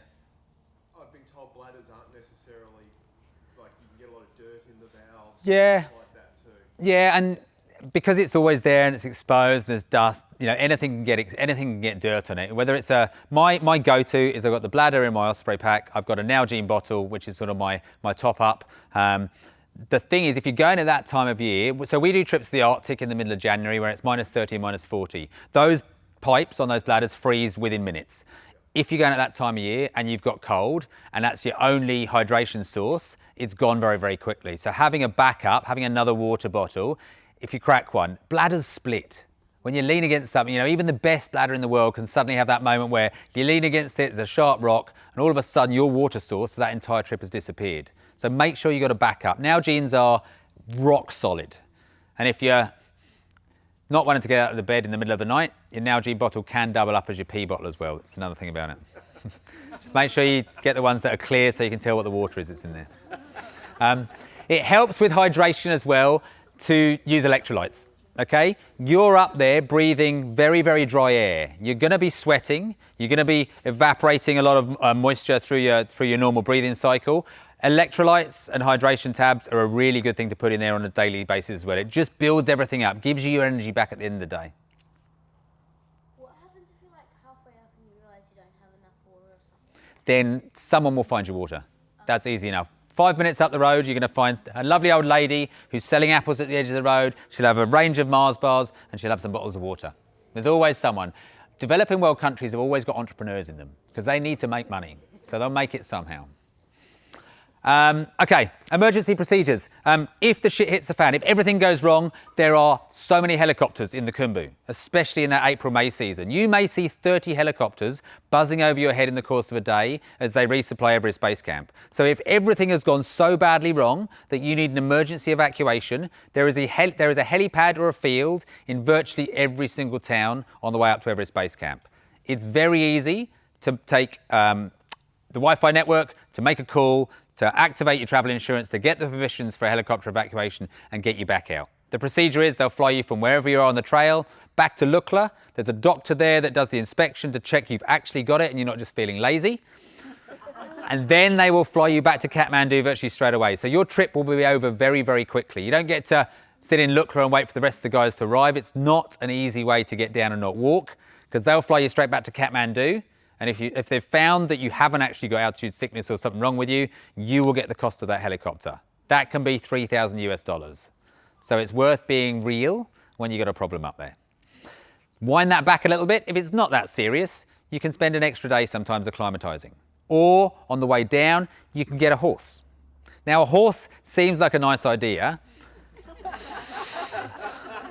but it's not such a nice idea because those horses will lumber their way down the most unlevel, bumpy track and you'll be the thing that's bobbling around on the top. So the horse is very, very last minute. You almost want to be sort of so bad that you've got to throw yourself over the horse to necessitate getting out. That's the backup if you haven't got your travel insurance. So travel insurance is a mandatory thing for going up there. Helicopter evacuation up to 6,000 meters is the cover that you need to get. Now, I'll talk to you about insurances in a bit because I got a bit of a shock today with World Nomads. We advocate for World Nomads, but their premiums in 2 years have gone up about 300%. What was $500 cover for Atlas and I to go 2 years ago is now $1,300. And that's not because I've tipped over the 50 mark, that's just their insurance policies have gone up in price that much. I had a client who came to the night on Wednesday and said, honestly, is it really going to cost me $1,500? He's 62 years old. Is it going to cost me $1,500 for travel insurance? And yes, it will with World Nomads. And I've always recommended them because when we phone up and someone's got a problem and we phone up World Nomads, they go, which town are you in? Can you get a helicopter? I say yes. They say, okay, no problem. Within 30 seconds, they've given them permission to evacuate. It's ruthlessly important to get someone out quickly. We've had other companies who, when you phone up the emergency 24-hour line, say, oh, where are you? Can you get a bus down? And you go, you do not know the product. You do not know what Everest Base Camp is. Therefore, I want to give my service and my business to a company that knows quickly how to get a client out there. World Nomads shocked me today with the increase in their premium. So Covermore, I looked at theirs, $580 for the trip, $1,300 for World Nomads. So it's a really hard one to keep recommending them at that cost, but I know they do a damn good job. There's Covermore, there's World Nomads, there's Global Rescue, which are one of the big international companies. They'll come at a premium, but they will get you out from anywhere in the world. If you're stuck in the middle of the Darien Gap in Central America, they will somehow get you out. So you've just got to sort of look at what your cover's going to be when you do your travel insurances.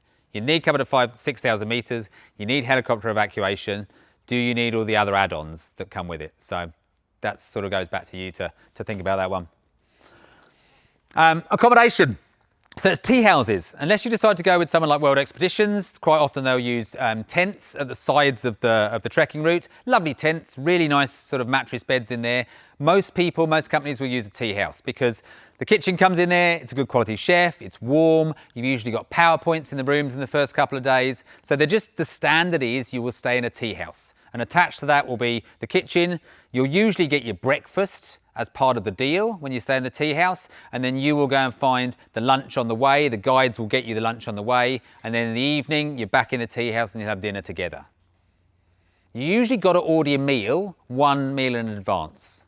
It makes sense, and it's quite hard when you're having breakfast and you're stuffing it down to go what you want for lunch, but that's usually the format so that when you get to your lunch stop, the food is ready, it's made, you can sit down, you can have your lunch. That's usually one of the formats of trekking up there in the Himalayas.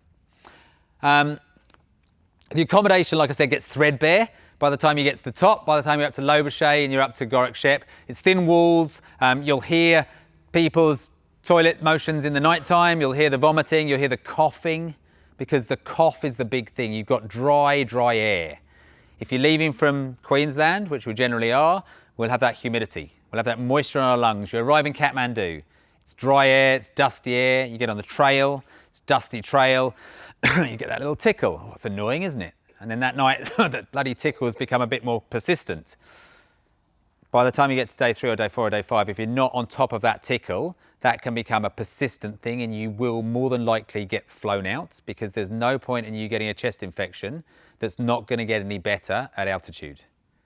If you get a chest infection by Namche or by Dingbashay the next night, it's not going to get better. There's not enough oxygen on the red blood cells in your body to cure things, to make things better.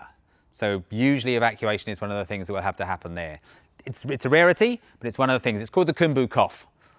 And the Khumbu cough comes around because in the higher altitudes there's no wood, there's no trees to burn on the fire. So the old ladies go around, they pick up the yak poos off the ground, they throw them in the basket, they dry them out on the big rocks, and they burn the yak poo.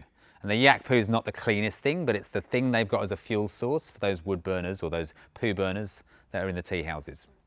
It's all fun up there, isn't it? Do I need a guide or porter? Yes. Just a quick one. All the tea houses, are they twin rooms or are they some community? No. More than likely they are twin share beds. More than likely. You can get double beds there if you're going as a couple, but more than likely they're twin share beds. There's very few that are sort of set up as hostels. Unless you're going real budget level and not spending a lot of money, you'll get your own room. You can pay for a single supplement wherever you go. It changes, it gets more the higher you go, obviously. You can pay for a single supplement, but generally you'll be with a friend or you'll be with someone that you've buddied up with and you'll spend the nights with them throughout the whole of the trip. You said that the cough kind of just happens because of the change of environment. Yeah. How do you stop it progressing? So, one of the greatest things is the cheapest thing, the buff, the good old buff, where you just got to pull one of these over and stop the dust getting in you. stops the really cold air getting in you. It gets a bit snotty in the high altitudes, but these things here are really, really good at just stopping the dust and the dirt getting in you. So the cool, cold air in the mornings, if you're taking it straight in into your ciliars on your lungs, it will just sort of make them slightly reactive to it. So using something like a buff is a really, really good way of just sort of staying as clean aired as you can. It's sort of one of the simplest things to do. Do I need a guide or porter? You do. It's good because you're giving back to the community. You're learning from them as you go. You're getting invited into the culture. You're learning the stories.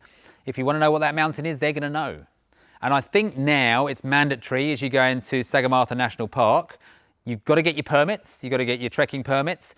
And I think you've got to have a guide with you to go and do the latter stages of it. So it's about employment. It's not about making sure your nanny state is looking after you. It's about employment. It's about giving something back to the local community. So we always take with us, so you've got your Sherpas and you've got Shapinis, the female version. We always take a Shapini with us because it's so good to get the female perspective on life in Nepal. 90% of the people that work in the mountain industry over there are males. There are really, really amazing females that are coming through. The girl who we work with from 8K Expeditions, who's always been our fixer in Kathmandu, I never thought she had any aspirations of climbing or doing anything. She was the city girl. She, 4 days ago, summited Everest. Young Cheng, has just done this amazing journey in 2 years to train herself up to now be an official Everest summiter. So to have their perspective on life, to have their conversations in the evenings, to hear the female view on what it's like to grow up in a very male-dominated industry is a really fascinating thing to do. So look for that as an option as well. Cost of the trek, it's here to here. It really is. It's about, you can't compare like for like when you drag down websites because there's so many things that do and don't get included. Some have meals, some include the internal flights. It's very hard to gauge it. You're looking at about the sort of $3,500 to $5,000 Australian dollar trip to go and do everything included. And that includes your nights of accommodation in Kathmandu at a decent enough hotel, your transport from the airport back to the hotel, the internal flights, a decent tea house. That's sort of what you should be angling at if you're looking at that sort of cost. You can go and do it on a budget. Of course you can go and do it on a budget, but you'll end up probably having to pick your own tea house. If you go in the peak season, finding a tea house is really difficult. So getting it done in advance. Do you go with a Western company? Do you go with a Nepali company? Western companies are great, you know, they'll come with their own liability insurances. Nepali companies maybe don't, but they are, the money's going directly to the Nepali companies. We use 8K because I've known them for a long time. I can trust the leader, I can trust the owner. We know the guides are good. So it's very hard to put an exact figure on what the Everest Base Camp trek is going to cost you. The food on the trek is what it needs to be. It's fuel, it's sustenance. If you can go and do dal bhat, do it. It's amazing. It's beautiful. You've got a variety of different sort of side accompaniments that come with it. It's great fuel. It's what you need to get through every single day. The pizzas are really, really good in the lower reaches. So you'll definitely get a range of stuff from French toast to scrambled eggs to bowls of cornflakes. Porridges are a really easy one. Porridges with some sugar in the morning, simple ones, but nothing too funky. Don't put too much in the way of these nice looking beef medallions or buffalo or chicken in there. Even the chicken, you know, the chicken eggs, no problem at all, but not necessarily the chickens themselves in the meals because they've probably been brought in. Not many people are slaughtering their chickens up in Namche because they use them to produce the eggs. So just be sort of sensible with your choices. Take snacks. Get your snacks in Kathmandu. You don't need to take over 5 kilos of Australian food. Get your fruit and nuts over there. Get your muesli bars over there. You can probably take biltong from Australia. I love a bit of biltong or jerky, because then you've got something to chew. It's salty, it's got good proteins in there, and it will last and last and last. So that's something I always have in the pocket for me, is a bit of biltong. And if you're someone that loves jelly snakes and chocolate, take it, make it your reward. Don't make it your day-to-day. Have the reward when you're looking for that last bit. It's like any ultra runners out there. You can do anything you want in that last 10%. Just fuel what you need to get to the end of the day. Nepal's got sort of different days of visas. There's a 15-day visa. It seems like the most convenient one to go and get. It's the cheapest one, but if your flights are delayed, if you struggle to get out on time, you're going to have those penalties when you get back to the airport to check back out of the country. It goes from about, I don't know what the latest was, $30 US for the 15 and $50 US for the 30 day. I always go for the 30 day. But yeah, so it goes up obviously in stages. My recommendation, if you're going for a trek to Everest Base Camp, get the 30-day one because it gives you that cover to have a bit more time there. And if you get stuck in the mountains, you're not going to get the penalties on the way out. How do you prepare for the trek? Steps, steps and steps.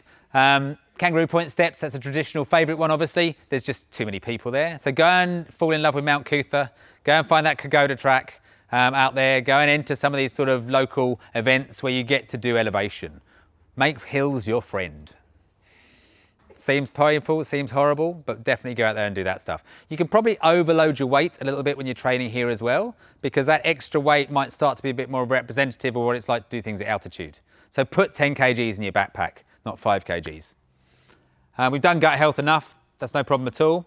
The daily trekking routine, like you sort of said, the format might be wake up at 7, breakfast at 8, leave at 9, walk till maybe 10 or 11, have some morning tea, walk for another hour or two till lunch, maybe 2 hours in the afternoon. Usually get into your nighttime accommodation by about 3 o'clock or 4 o'clock in the afternoon, because by that stage, the mountains have masked the sun and it's starting to get cold. So by 4 o'clock in the afternoon, you lose the sun, the temperature will drop really, really quickly. So by that stage, you want to be out of your trekking gear, you want to be in your nice, warm nighttime gear. You know, a nice pair of tracky pants, nice pair of maybe Ugg boots or some Crocs with socks. It's not about fashion up there, it's about function. So, the Everest Base Camp trek is amazingly well serviced by solar power and battery power. You will pay for charging. There may be electricity in your room on the first 2 or 3 days. There might be power points. It will be intermittent. They might not work. Definitely check the right type of plug that you need. As you go higher and higher, they'll charge you more. They'll charge you more for battery banks than they will for charging a phone. In terms of internet access, there's this beautiful system called Everest Link. So it's like a little scratch card. You get either a data volume or you get a time. So you can get 24 hours, you scratch it off, you join the Everest Link network, and that happens in virtually every single tea house all the way up to Everest Base Camp, even Everest Base Camp itself. So Elon Musk has obviously put Starlink across the world. They've got it up there, works very easily, you get good internet. Don't think you're going to get video calling quality. It may well be that you can do your Facebook, Instagram, TikTok posts, but you're not really going to get that beautiful 4K image that gets your mum and dad back in, the UK to talk to. It's limited, but it's definitely up there. We use it for our emergency communication. So we use Viber, we use WhatsApp for our emergency communication. So we need to know if the shit hits the fan, that's our backup. And if not, we've got a Garmin InReach system where we can ping and get messaging through that as well. So the internet's really good. What about in between the tea houses? So using a messenger system, whatever you want to use, whether it's WhatsApp or internet messenger, you can definitely, if your friends are somewhere else, you'll find them, you locate them on the trail, you can always use that as your messaging system. But between the tea houses, they're all pretty damn close. Whether you're walking between them or calling your mate there's always ways to chat between there and wherever you are in the world. Gear and equipment. Okay, I'm going to try and bring this lot across into the light here. After this, there's just really the recommended gear list that we do. Now, I will distribute these slides afterwards, so you don't need to dig too much into it. Like I said, what I walk in, start from the floor up. Everybody's question is, what do I need on my feet? And there is no one size fits all. So you'll find the Sherpas maybe are in their plastic thongs with socks on, and they'll be walking up like that. The porters rather, they'll be walking like that. More and more of them are wearing trail running shoes. That's usually the go-to, is a trail running shoe for the Nepalis. They don't need big ankle protection. But if you're someone that's trained all the time in thick, heavy walking boots and leather ones, stick with what you know. So I've got 2 types of shoe that I use. Almost always, I'm using something like a Hoka trail shoe. Not much ankle support on these ones. I was a bit disappointed with these new Speedgoat 5s because there's very little support. They do the GTX that's got a much heavier band. I've got slightly sloppy ankles, so I like a bit of protection, but that's really all you need. The only time this really falls out of my love is when you get to the higher altitude and it's really cold, because there's not much thermal insulation in this at all. These are designed to vent. So they let the steam out, but they also let the cold in. So for the last 2 days, I've gone more traditional, and this is not, take 2 sets. If it was going to be me and it was my first time, I'd more go for something like that. But because I know the trail and because I know that usually I'll probably just put a couple of extra pairs of socks on with this one, this will get me to the end. But it's what you like training in. You might get cold in the winter time or the autumn time of the year for that, but that might be too hot for the early days.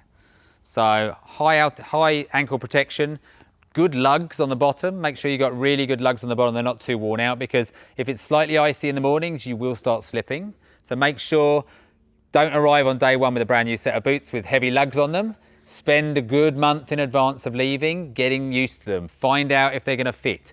And leave a little half shoes size worth of space when you're fitting them up, because you may well have 2 pairs of socks on, and as you do those downhills, your toes are going to get banged. And when your toes bang, they'll start to inflame, they'll get bigger, and there'll be no space in that shoe block at the front, the toe block at the front. So my rule always with these, I know that I'm a 44 in my shoe, but I buy a 44 and 2/3, or the 10 to 10.5 US in the Hokas. I know exactly my sizes, and that's perfect for me by the last day, because I know my toes have blown up a bit and it will still look after them. So that's sort of the shoe cover. On the way up then, shoes and socks. So I'm a trail runner. I love Injinji toe socks, where you've got your own little toes in each little portion. It doesn't really work at altitude because it gets cold. So the same theory with mittens and gloves. When you've got gloves, all your fingers have to keep warm independently of each other. When you've got mittens, they stay together. They stay warm. So I used Injinjis to walk to Everest Base Camp last time and got really, really cold toes on those final 2 days. I've said don't do it anymore. Normal socks, keep your toes together, keep them nice and warm because they look after each other. It's like buddies in the pod. If you're someone who gets super cold, and I've had frostbite in the Arctic this year on these 2 fingers, I have bad circulation in my ends of my toes and my fingers, so you can take your heater pads. Don't be scared to use heater pads. Those little sachets that are oxygen activated, shake them up, put them in your glove. It's so nice to put your hands in your pockets when it's super cold up there. And there's also ones that got sticky on, where you actually put them on the upper side of your toe shoe block in there. Keeps your toes warm for the whole of the day. 8 hours they'll last for, and they cost like $3 or $4 a piece. There's no point in being cold. It's a stupid, horrible thing to do. So that's the shoes, the socks, usually 2 pairs. The first days of the trek, you're quite warm, so you probably don't need them. Have one thinner liner pair, usually made from merino. Merino is that amazing, amazing wool. So doesn't smell, doesn't really hold on to moisture. Don't go for cotton. Stay away from cotton in the mountains and on any real physical activity, because it holds on to moisture, doesn't dry out that much, it starts to stink, and it also stretches. So merino for your gloves, exactly the same. Imagine these are your socks, really thin sort of base layer ones that you've got as your socks, but not toe ones. And then these sort of ones for your hands as well. So I will walk in these probably for the last 3 or 4 days. Able to keep nice and useful for your phone when you want to take photos, because they come with the little pads on, so you can still use your phone. These are let's do the extremities. We've done the feet, these are the hands. There's 2 different sets of gloves that I've used. So black diamonds, or just one of the bigger gloves like this. Nice and thick inside, nice and warm, really, really easy when the wind is up there just to sort of lock in everything. So you can pull them nice and tight, keep the warm in there, and you can keep a heater pack in there. So I used gloves for the first probably 5 years, just because my hands struggle so much now. I've actually gone across more to a mitten. So you don't keep as much dexterity, but it means you keep that extra bit of warmth in there. So I can keep a fist in the middle of there if I need to keep my hands warm on a heater pack. And then if I'm feeling like it's okay, I'll put the thumb out in there. But it's your choice really on what you want to do with that one. Mittens, not quite as useful when you're doing, some of your other holidays, but for going up to Everest Base Camp, you're probably only going to need that thickness of glove for the last 2 days, for Kalapatar, for going up Lobuche. That's when the cold really is going to bite. Up until then, you may well just be in, no gloves whatsoever, or just a thin liner glove. So that's probably only 10 to 15% of the trip. The rest of it is going to be sort of merino liners. So that's extremities done. What do you wear on your bottom half? So I said I always wear shorts, just something that you can sort of, a light, easy evaporating material like this. So if you've got thick, heavy hiking shorts, it may well be too much at the start. If you love your hiking pants, or you find you've got massive calves and they rub together, thin hiking pants is probably the way to go. You won't need a lot more than that. There's no point in getting really thick, heavy hiking pants, because you're not going to need them for the first few days. And when you get up high, you can probably use a pair of merino long johns underneath instead. So unless it's really super, super windy or super, super cold, I think you can almost overgear the bottom half of your body. It's more than likely going to rain at some point. So if you do get big problems, you're always going to have in your backpack your waterproofs or your shell. So these 9 times out of 10 won't even come out of my backpack on the hike to Everest Base Camp, but a decent pair of shell pants that if the wind gets up and you've got your hiking pants or you've got your shorts on, you can throw these over the top and this will cut out the wind and this will cut out the water. So a decent set of shell pants and a really decent shell jacket are going to be your lifesavers and keep you super dry if the heavens open and you've got cloud for the first 4 to 5 days. So that's the sort of bottom half. Getting up to top half. This is my go-to. An Osprey pack, 24 litres. That's probably what I will use all day, every single day. You've got the ability to have the bladder in the back, so there's about 2 litres of volume in there. That's the water in there. I'll have a Nalgene bottle just like that one, tucked in there, and that's my 1 litre. So if I run out of this one or this, won't freeze up, but if it does, you've got the ability to have extra water in there. You don't need to carry much. So it's really, I'd probably have in the front of here, my waterproof pants, I'd have a waterproof jacket in there, and I'll probably have a down jacket in there. So let's go worst case scenario. It's 2 days from base camp, it's cold up top, you build up some heat, a friend of yours has just rolled their ankle and you've got to sit with them for 2 hours. Your bags have gone on to the tea house. So all of a sudden, your temperature is going to plummet. So having the ability to have a small down jacket wrapped up in the bag, one that wraps into its own pocket. These are the good ones where you've got the little bag in there and you can compress it right down to nothingness. If you get your down jacket in there and you get a shell pants and a shell top, that's probably enough gear to keep you warm even in the worst conditions. The other thing you might want to have in the bag is a beanie. You don't want to walk in a beanie because it's too hot. And if you think the best thing about your head is that's your thermostat. If you get too hot, you take your beanie or your cap off and all the heat comes out. If you get too cold, you put your beanie back on. And you start to realise the value of really good technical gear because everything has a reason and a purpose. The drawstrings here, the armpit vents, the drawstrings around the top. If you're walking, more often than not, the inexperienced just have to take layers off and layers off. The experienced people will be the ones that are just undoing the vents here to let the air out because in 5 minutes time you'll be too cold and you'll have to put this back up and you don't have to stop and take your bag off and readjust everything. So good gear might cost a bit more, but it's designed with purpose. The reason those elements are on there is so that you can just make micro adjustments to increase your comfort. The start of the day, merino again. So this is my sort of over-geared base layer. These icebreakers are amazing because they've sort of got the warmth around where you need it around your core, and then they've got the sort of vented panels down the sides as well. So where you get hot down the armpits and down the middle of the back because you've got a backpack on, they're sort of built really well so that you keep the bits that you need to keep warm and the other bits can sweat it out. So I'll usually start the day in that, my pair of shorts, and I'll probably have a mid layer on as well just to start the day. So the theory being that layering is the key to comfort in cold weather. It's not about a thick jacket, it's about multiple layers. So a base layer, a mid layer, and then if you're really super cold, you put your shell over the top of it or your down jacket over the top of it. But you're not going to be walking in a down jacket. Unless it's super cold, you're not really going to walk in a down jacket. So this mid layer, like any of the sort of fleeces, for any of the brands, whether it's a Patagonia or a North Face and Arc'teryx, they're all almost exactly the same. It's a nice mid layer that you can sort of vent and zip as you get warm. And then if you get super cold, you crack out the shell, you put that over the top, and this is almost like the standing around waiting gear. Or this is the, I'm at base camp, I've made it and I just want to get a nice photo and I've got all my gear on now. You're all zipped up.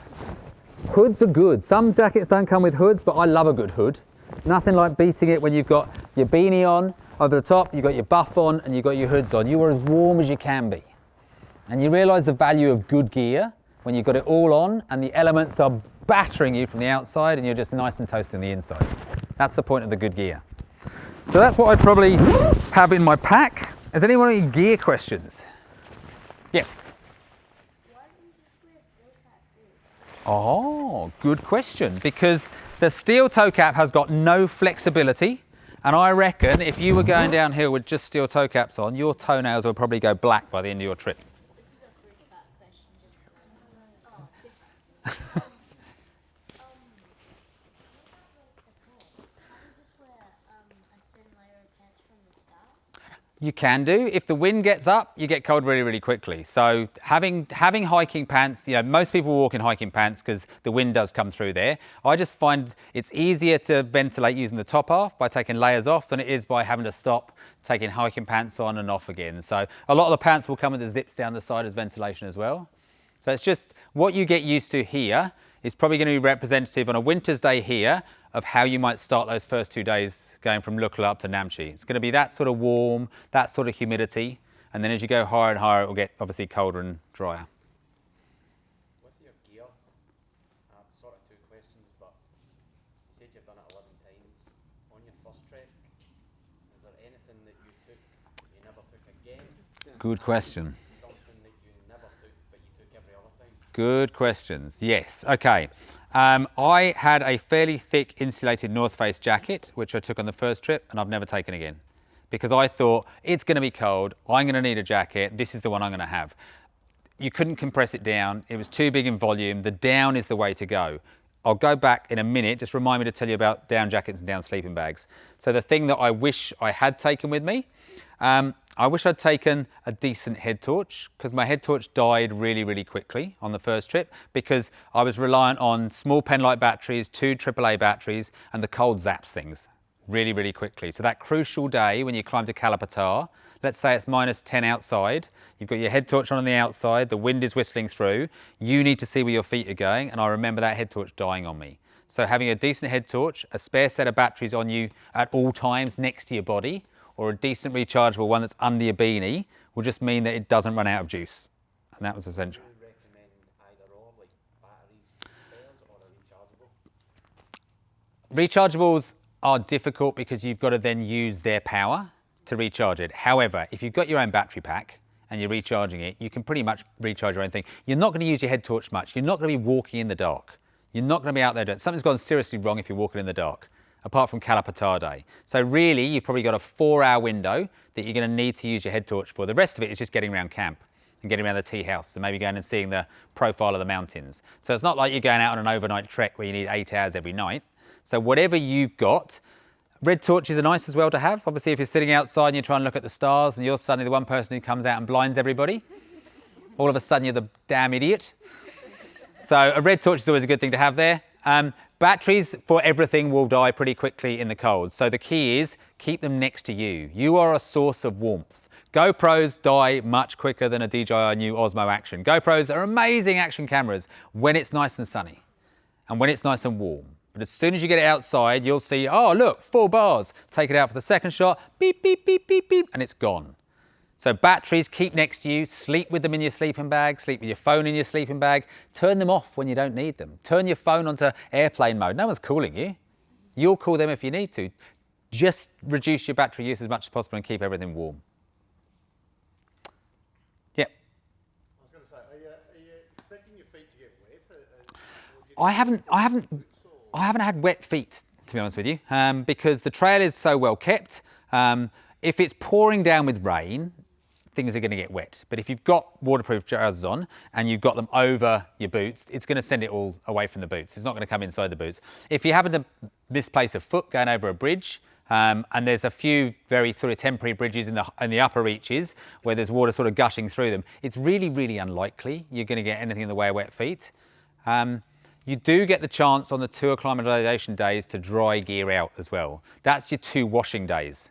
So if you've come under-geared and you need to do a change of underwear and stuff like that, and you've somehow managed to not let your gut health be the best, and you've got to do washing, there's 2 days where you're in place for the same, for 2 nights. You can give them the washing, they'll do the washing, and the bright, high-altitude sunshine will dry it out really quickly. So you can dry boots and stuff out as well.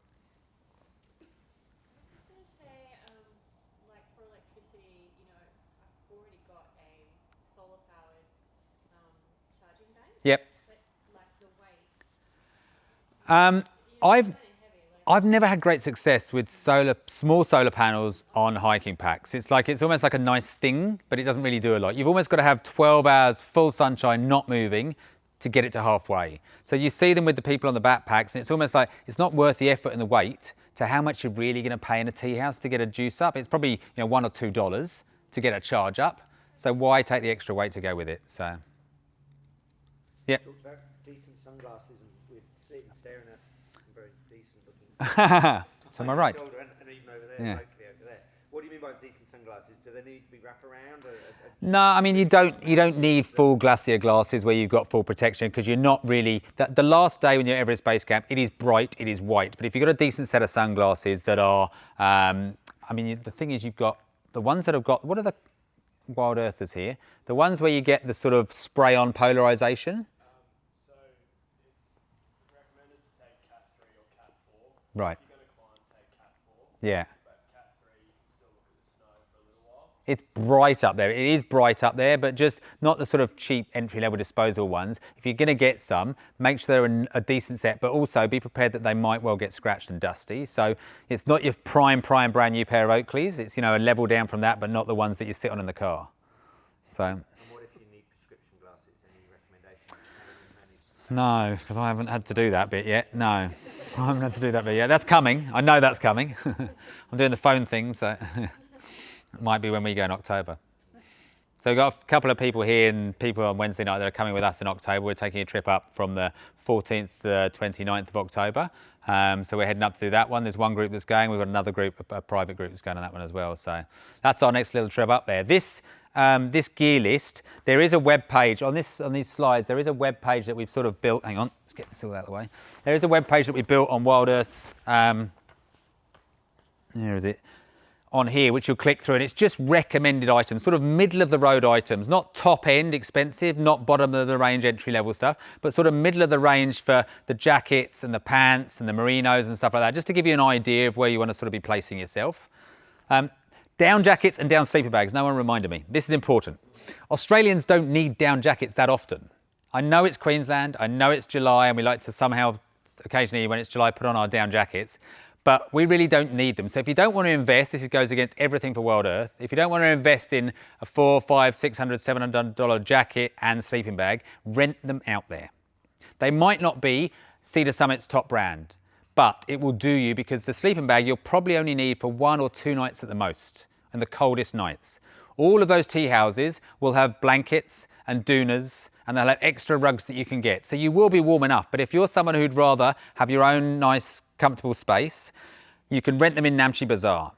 So it saves you having to take that bulk and that extra weight on that small flight and using up some of your luggage space. So what we will do, it usually works out about this: $50 US for the duration of the trip for a sleeping bag, $50 US for a down jacket.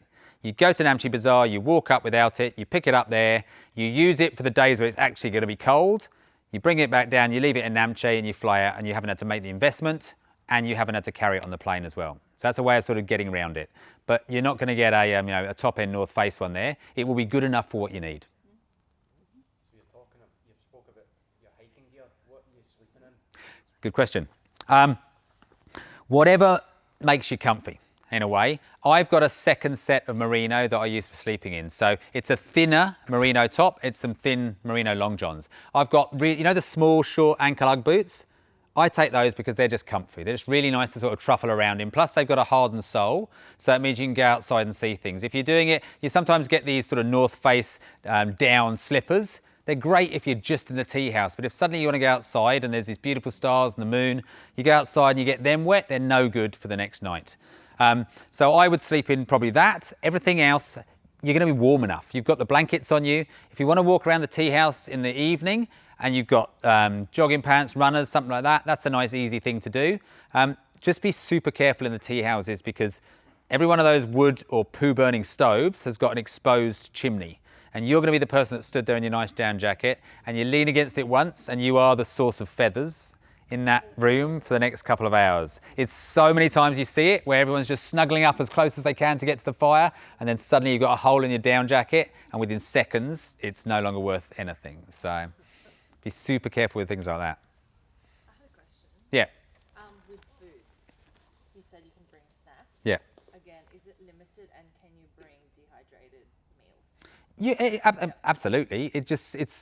the fresh meals are good. I mean, dehydrated is there when you've got nothing else, but I would just trust the fact that they are pandering to a Western market, therefore the food is of good enough quality that you will find something out there.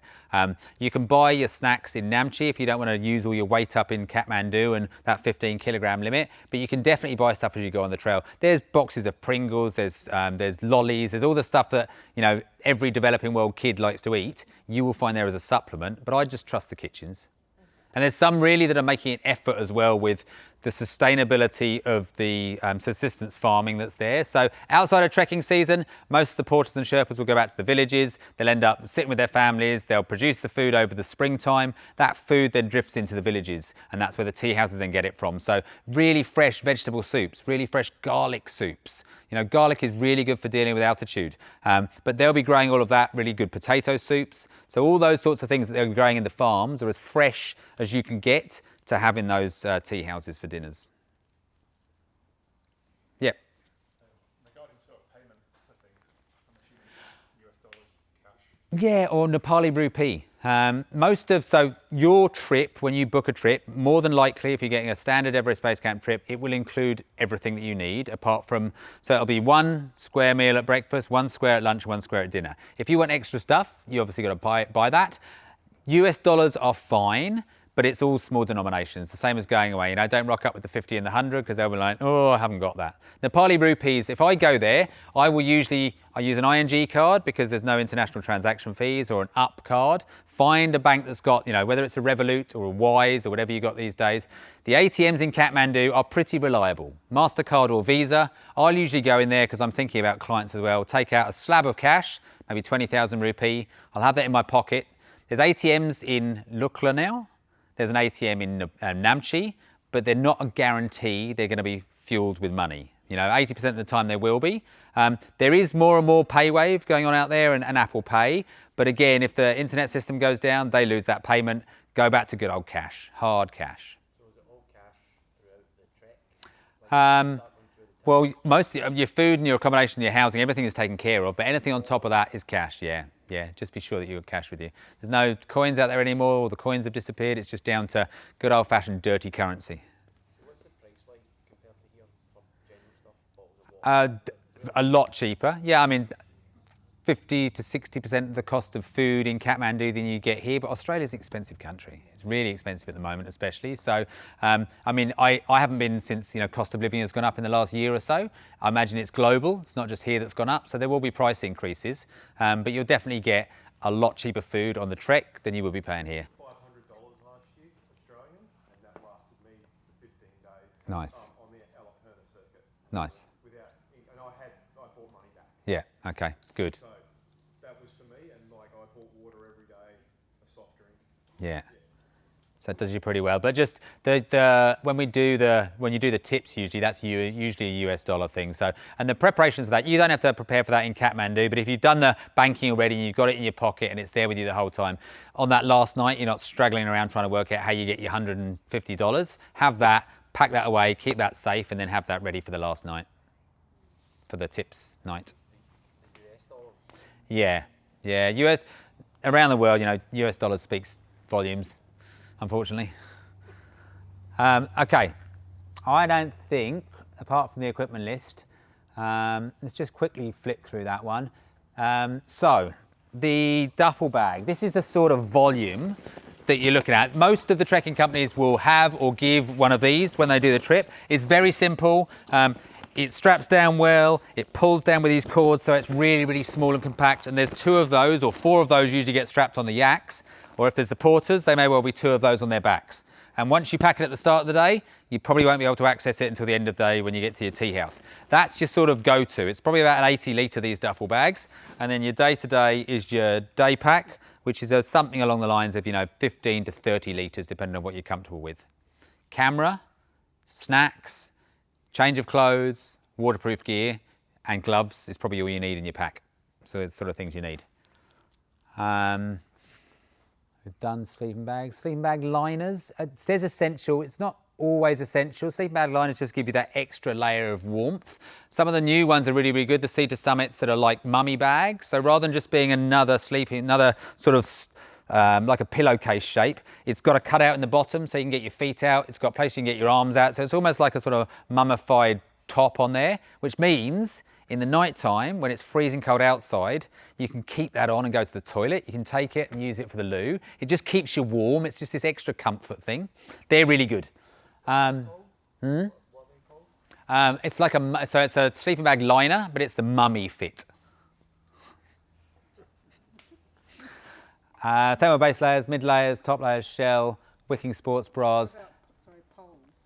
Good question. So I have, if you're going on a multi-day hike yourself and you're carrying everything, poles are obviously crucial because it's when you're tired, the downhills, it's that extra bit of stability. You don't need to have poles on this, but it will help you because going across some of those rocky areas, that extra layer, that tripod effect of walking across means you've got that stability. And why risk rolling an ankle? You can hire poles out there if you need to.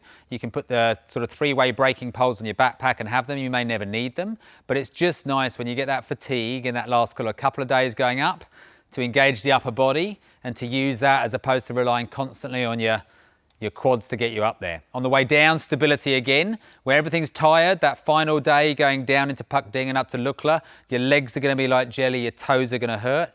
I would err on the side of caution and take poles if I was you, yeah. Personal medication. There is availability out there in Namche of virtually everything that you need in terms of personal medication. The chemists are really, really good. They're dirt cheap. They're not sort of recognisable Australian brands, but they're good quality medicines. So we always take amoxicillin as an antibiotic. So in case someone gets a chest infection, they can then start a course of that. 3 to 5 days on amoxicillin will usually clear up what they've got. If you've got anything you need yourself, asthmatics, take your inhalers, obviously, take your spacers because that's crucial to have those out there and stay on top of it. Make sure you've got enough to get you through the trip. Don't just take the last bit of an inhaler. Make sure you've got a spare because you may well not get the brand that you're used to out there. So have the tried and tested procedures for all your personal medication in your bag when you leave Australia. Walking poles, head torch we've gone through. Dry bags, I love dry bags. Best thing ever. If you've got your duffel bag and everything's thrown in there and you've got the smelly wet stuff, dry bags are great ways of me dealing with my OCD and needing to partition and portion everything up. So I know my socks are in here. I know my smelly gear's in there. When you get in there and you're tired, you just want to be able to get the stuff. Dry bags are really good to make your life simpler when you're on the trail. Hand sanitizer, get it out there. Have one clipped onto your day pack. Wash your hands every time. Some of the toilets are bloody awful. We do pretty well in Queensland with the national parks. The rangers go and service them. They drop the lime down. Some of those ones out there, there's things living underneath you. It's quite gross and the smell that wafts and everything else. But that's why your buff's really good. So use that buff again. Go in there, get rid of that lot. Hydration bladders, the bottles. Filtration, you don't need to take because it will be filtered if you're going with a decent company. Inquire about that with the company you're going with. Work out what they do, how they do it. A SteriPen, it's a good old 1990s way of doing it. It's fail-safe. It's a UV light, it kills the bacteria. The micropore tablets are great. They just leave that slightly chlorine taste in the water, so it's not so great. So I've gone to this Purinized drops. They sell them here. They're a really good way. So one little bottle, 11 drops per litre, wait for 20 minutes, perfectly good drinking water. So it's just another way of getting around it. Long johns, trekking pants, comfy pants, beanie. So a sun hat. So whether it's a baseball cap, whether it's a wide brim cap, it's thin air up there. The sun is really, really strong. Make sure you take zincs. Make sure you take sun cream. Yes, it might be cold and in the mountains, but protect yourself out there. It's really, really intense, the sunlight out there. So the hat is crucial. If you're going to have a thick material baseball cap, expect to sweat in it in the first few days. If you've got a running style cap, which sort of lets it evaporate, probably a lot better for out there. Diamox, snack food, drying travel towels. Okay, take one of those chamois style towels which dries really quickly. If you use it in the evening, you get it nice and wet. In the morning when the sun comes out, lay it on a rock, lay it out the window, it will dry within seconds, within minutes. It's a really, really good thing to have out there and very small and lightweight. They do hold on to the smell a little bit by the end of it, but yeah, they're pretty damn effective. You'll have more sleep on this trip than you're probably ever going to have in your life, to be honest with you. This is one of the things, I almost look at my trips as the most sleep I'll get. I'm a dad, I'm a sole parent at the moment, I'm running my business and I get 6 hours a night at the moment. When I'm on trips, I get 8 to 10 hours a night. It's so relaxing because everyone's tired As soon as the sun goes down, it gets cold. So by 8 o'clock in the evening, most people are going to bed. And then you're not getting up till 7 o'clock or 8 o'clock in the morning. So it's a long sleep.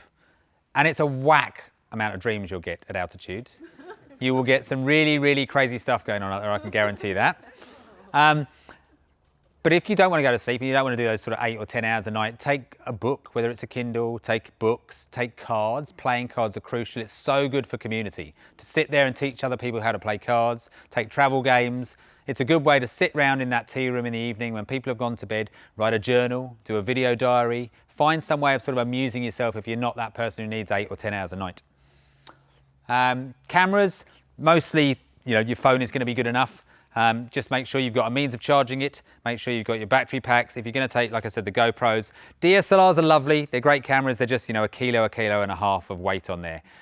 They will take beautiful photos, but if you're a die-hard photographer, keep that one. If not, I've got an iPhone 15. That's all I take on our trips these days. And drones won't be allowed up there. I can tell you that now. They've really pulled back on the drone use because there's so many helicopters going around and it can't be policed. So you don't want to be the one that took down the rescue chopper. This is purely the only bit I'll do about us. We're going there with a group, but we've got open bookings for another group on the same dates. We're going from the 16th to the 19th of October. We'll fly in on the 14th of October. We'll probably fly out on the 20th. We have fun doing it. We've got some great people. We've got some great guides. That's our trip that we're going on. And that's the view from Kalapatar. So that's the highest point, 5,600 metres. There's Everest above my head. This here is the ridge here that they climb up to get to the top, and that's the view that you get back from Kalapatar looking across to the tallest mountain in the world at 8,848 metres above sea level. Just two questions. First one, how many people go on your treks?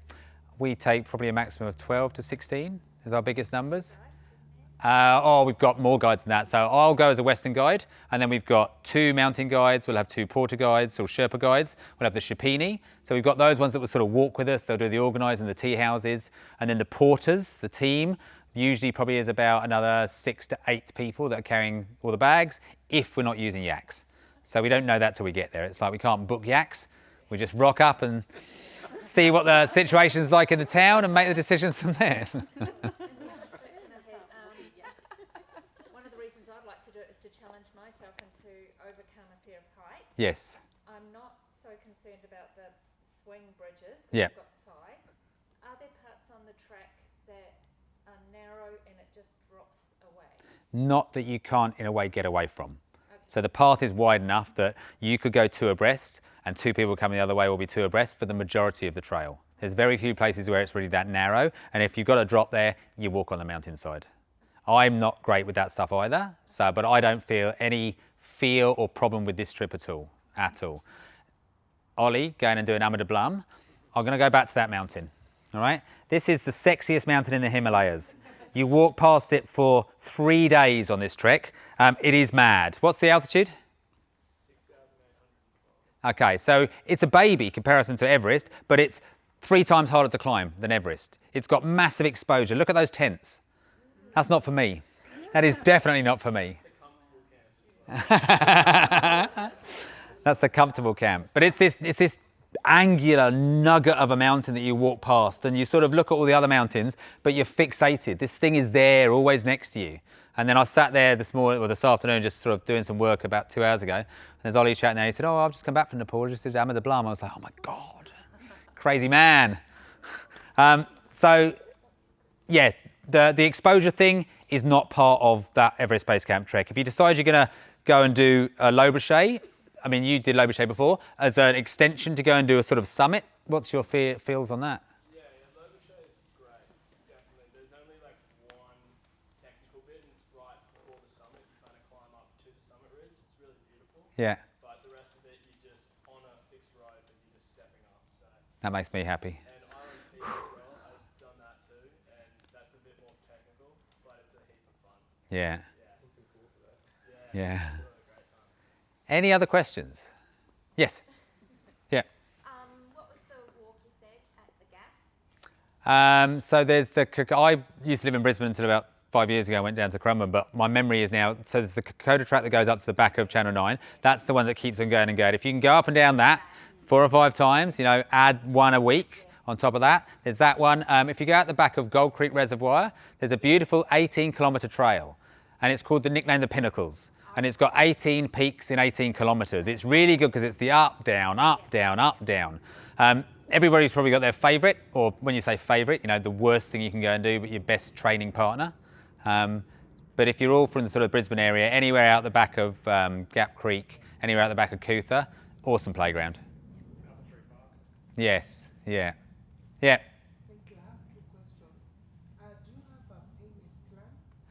Yeah, I mean, again, most of the companies that we do. Can someone plan for maybe 2026? Yeah, so the way that most companies will work is they'll take a deposit. Usually their deposit's non-refundable, and then they'll do a staggered number of instalments to pay for it from there. We have a different platform system, so we can do pay what you can as you need to. So if you don't want to meet the $500, whatever it is, you know, the X number on the monthly basis, you can pay what you can when you want to. So everyone's got their own different ways of doing things, whether you're going with a G Adventures, an Intrepid, an 8K, a 7 Summits, they'll all have their different ways of doing it. You can just rock up to Kathmandu. Just fly into Kathmandu, find a local outfitter. You just got to put a lot of trust in something you don't know much about. You'll get it at Nepali prices, but you just don't know what you're going to get as an end product. This is not me trying to sell my stuff. Everyone's got different ways of doing it. There's independent travelers that will do it themselves. There's people that want to book everything months or years in advance. So it's just how comfortable you feel with what you may well get as an end product. Is it worth doing training in like an altitude gym and things like that? Yeah, I mean, good question. There's a lot of places that now do that. So they'll starve you of oxygen. You can sit on a rowing machine, a treadmill. You can walk on a climber, a cross trainer. To go in there and get an experience of what it's like is a really good thing to do. Go with some friends. You know, you think you're at the peak of your fitness. You go in there and you come out and go, shit, I've got some work to do. It's really, it's good fun as an experiment. There's a group of guys that have just gone into Everest from the UK. 7 days after leaving the UK, they were on the summit of Everest. Now, normally that's a 12-week acclimatization window to go from Lukla to base camp, to then climb up through the Khumbu Icefall to Camp 2, back to base camp, to climb up to Camp 3, back to base camp, to climb up to Camp 4, and then go up and summit. That's a 12-week window to do that. Technology and gases, xenon gas. So they were basically living on xenon gas in the UK. They flew straight out to Kathmandu, to Everest Base Camp, and they summited. So 7 days is the quickest ever world record for going from sea level up to the Everest Base Camp top, or Everest top, sorry. I mean, it's crazy stuff. It's pushing the boundaries of what we can do. And traditionalists will be like, oh, but you didn't walk through the Khumbu Valley and all this. It's just new ideas and new concepts for getting up high and not losing out on being a dad at home at the same time. Do you have an April? No, so the reason we are not doing year on year with our trips is the fact that there are so many companies out there that are doing it. We're not a big company. We just like to find a group of people that we want to go and do stuff with. And if we get enough people that say, oh yeah, are you interested in that? And it's a minimum of 8, we'll put together a trip and we'll go and do it. We also, 1s and 2s, 8K Expeditions, who are our company on the ground there. We had a lady called Tracy last week who wanted to do it at a certain time. We put her in touch with Yang Cheng and Lakba. She walked up with Yang Cheng, sat at base camp with her. Yang Cheng kept going to the summit and then came down and took Tracy back out. So if you want to go and do something with someone we recommend, just that easy, wasn't it? Just that easy. If you want to do it, we can definitely put you in touch with our people on the ground there. 8K are amazing. They're a Nepali company. They come tried and tested. They're a summit company who do trekking as sort of one of their smaller products as well. So altitude aside, yeah. the difference or in the incline and the steps, I guess, between Annapurna Base Camp and Everest Base Camp? Similar stuff. I mean, Annapurna's in a way more beautiful as a trek because you're not going as high. So you're not losing that tree line as early on. So your tree line probably you lose at about 3,800, 4,000 meters. As soon as you get up to there, it's very dry, it's dusty. Because Annapurna's only at 4.3, 4.4, you obviously don't lose that to the last day. So it's a prettier thing, it's steeper valleys. It's definitely less busy. It's got busier. But I did the Annapurna when I was there in Nepal during the earthquake because base camp was closed. And my memory is back from 2015. So yes, it's still a stunning trail. I think it's more beautiful in a way. Similar sort of fitness for both? Yeah. I mean, you've got that extra 1,000 meters that you're getting obviously going to base camp. So it does drain you that much more in those last 2-3 days. But Everest Base Camp is that tick, isn't it? It's the, I go to Annapurna. I mean, what's your views on, you did Annapurna, and did you do the circuit? Not the full circuit. We sort of dropped down into Poon Hill and then Yep. dropped back down from there. But we went September and it was stinking hot. Okay. Like the first day was, it was must have been 35 plus, and even all the Sherpa Right. guides, they said this is the hottest day we've had Wow. in ages. I remember my wife. But you are right. You stay in the tree line. You know, it's not until you sort of start to, you don't The last really day. get out of it. You know what I mean? I remember Sophie doing, well, it was always, I'd call it the leech dance, because there's a lot of leeches on Annapurna. So every time she was stopping, she was sort of doing this, looking for leeches. So that was my memory of Annapurna. Warmer, greener, but definitely more leeches out there. None of that, I've never seen a leech on the Everest Base Camp trek, to be honest with you. You're right with the leeches. Yeah. You watch them crawl. Yeah. Yeah. Just going back to your foot care, so apart from obviously decent footwear and socks, is there any extra precautions that you take? Any extra measures? Obviously wearing shoes well in advance. If you're susceptible to hot spots on your feet, get out there and do more training in a way, because you just got to toughen up the bits. You've got to build the bits that become blisters into hard spots in a way, if you're susceptible to that. But if you're training up for something like this, either you're at that level anyway, where your feet are a little bit toughened. If not, you've got to get them up to that sort of toughened fitness so they're able to deal with the constant battering and everything else. The downhills are the bits that hurt. And if you've got knees that need that support, make sure you take your knee supports and make sure you take poles, because those last 3 days are continual and they'll ache by the end of it for sure. Just got one more question, probably the most important one. It's actually aimed at the guys at Wild Earth. What discount are we getting on gear? Good question. Where are they? Ollie? Oh, yeah, that's convenient, wasn't it? Anyone that's attended, what's the discounts on gear? Ben? Executive decision coming right up. I'm not the guy that gets to make that call. Look, we always try and do the best prices that we can. We do have our club pass that you can sign up to here, and it will backdate it to any recent sale prices that we've had on the items that you're looking at. So there's no blanket discounts across the store, but we'll always try and get the cheapest price we can. Scan the code, there's a pull down menu, find your club, choose Best Life Adventures, and then you get discounts on there. That's the easy way. Otherwise, we have rolling discounts running through every week or so. Yeah. So just keep an eye on the website. There's always different blocks of products that go on sale throughout a given period. So. Yeah, we just put on sale a bunch of good waterproof jackets as well from Wraps. Yeah. And it's hard to, because people say, oh, what brand do you choose? It's so hard. There's such a range out there.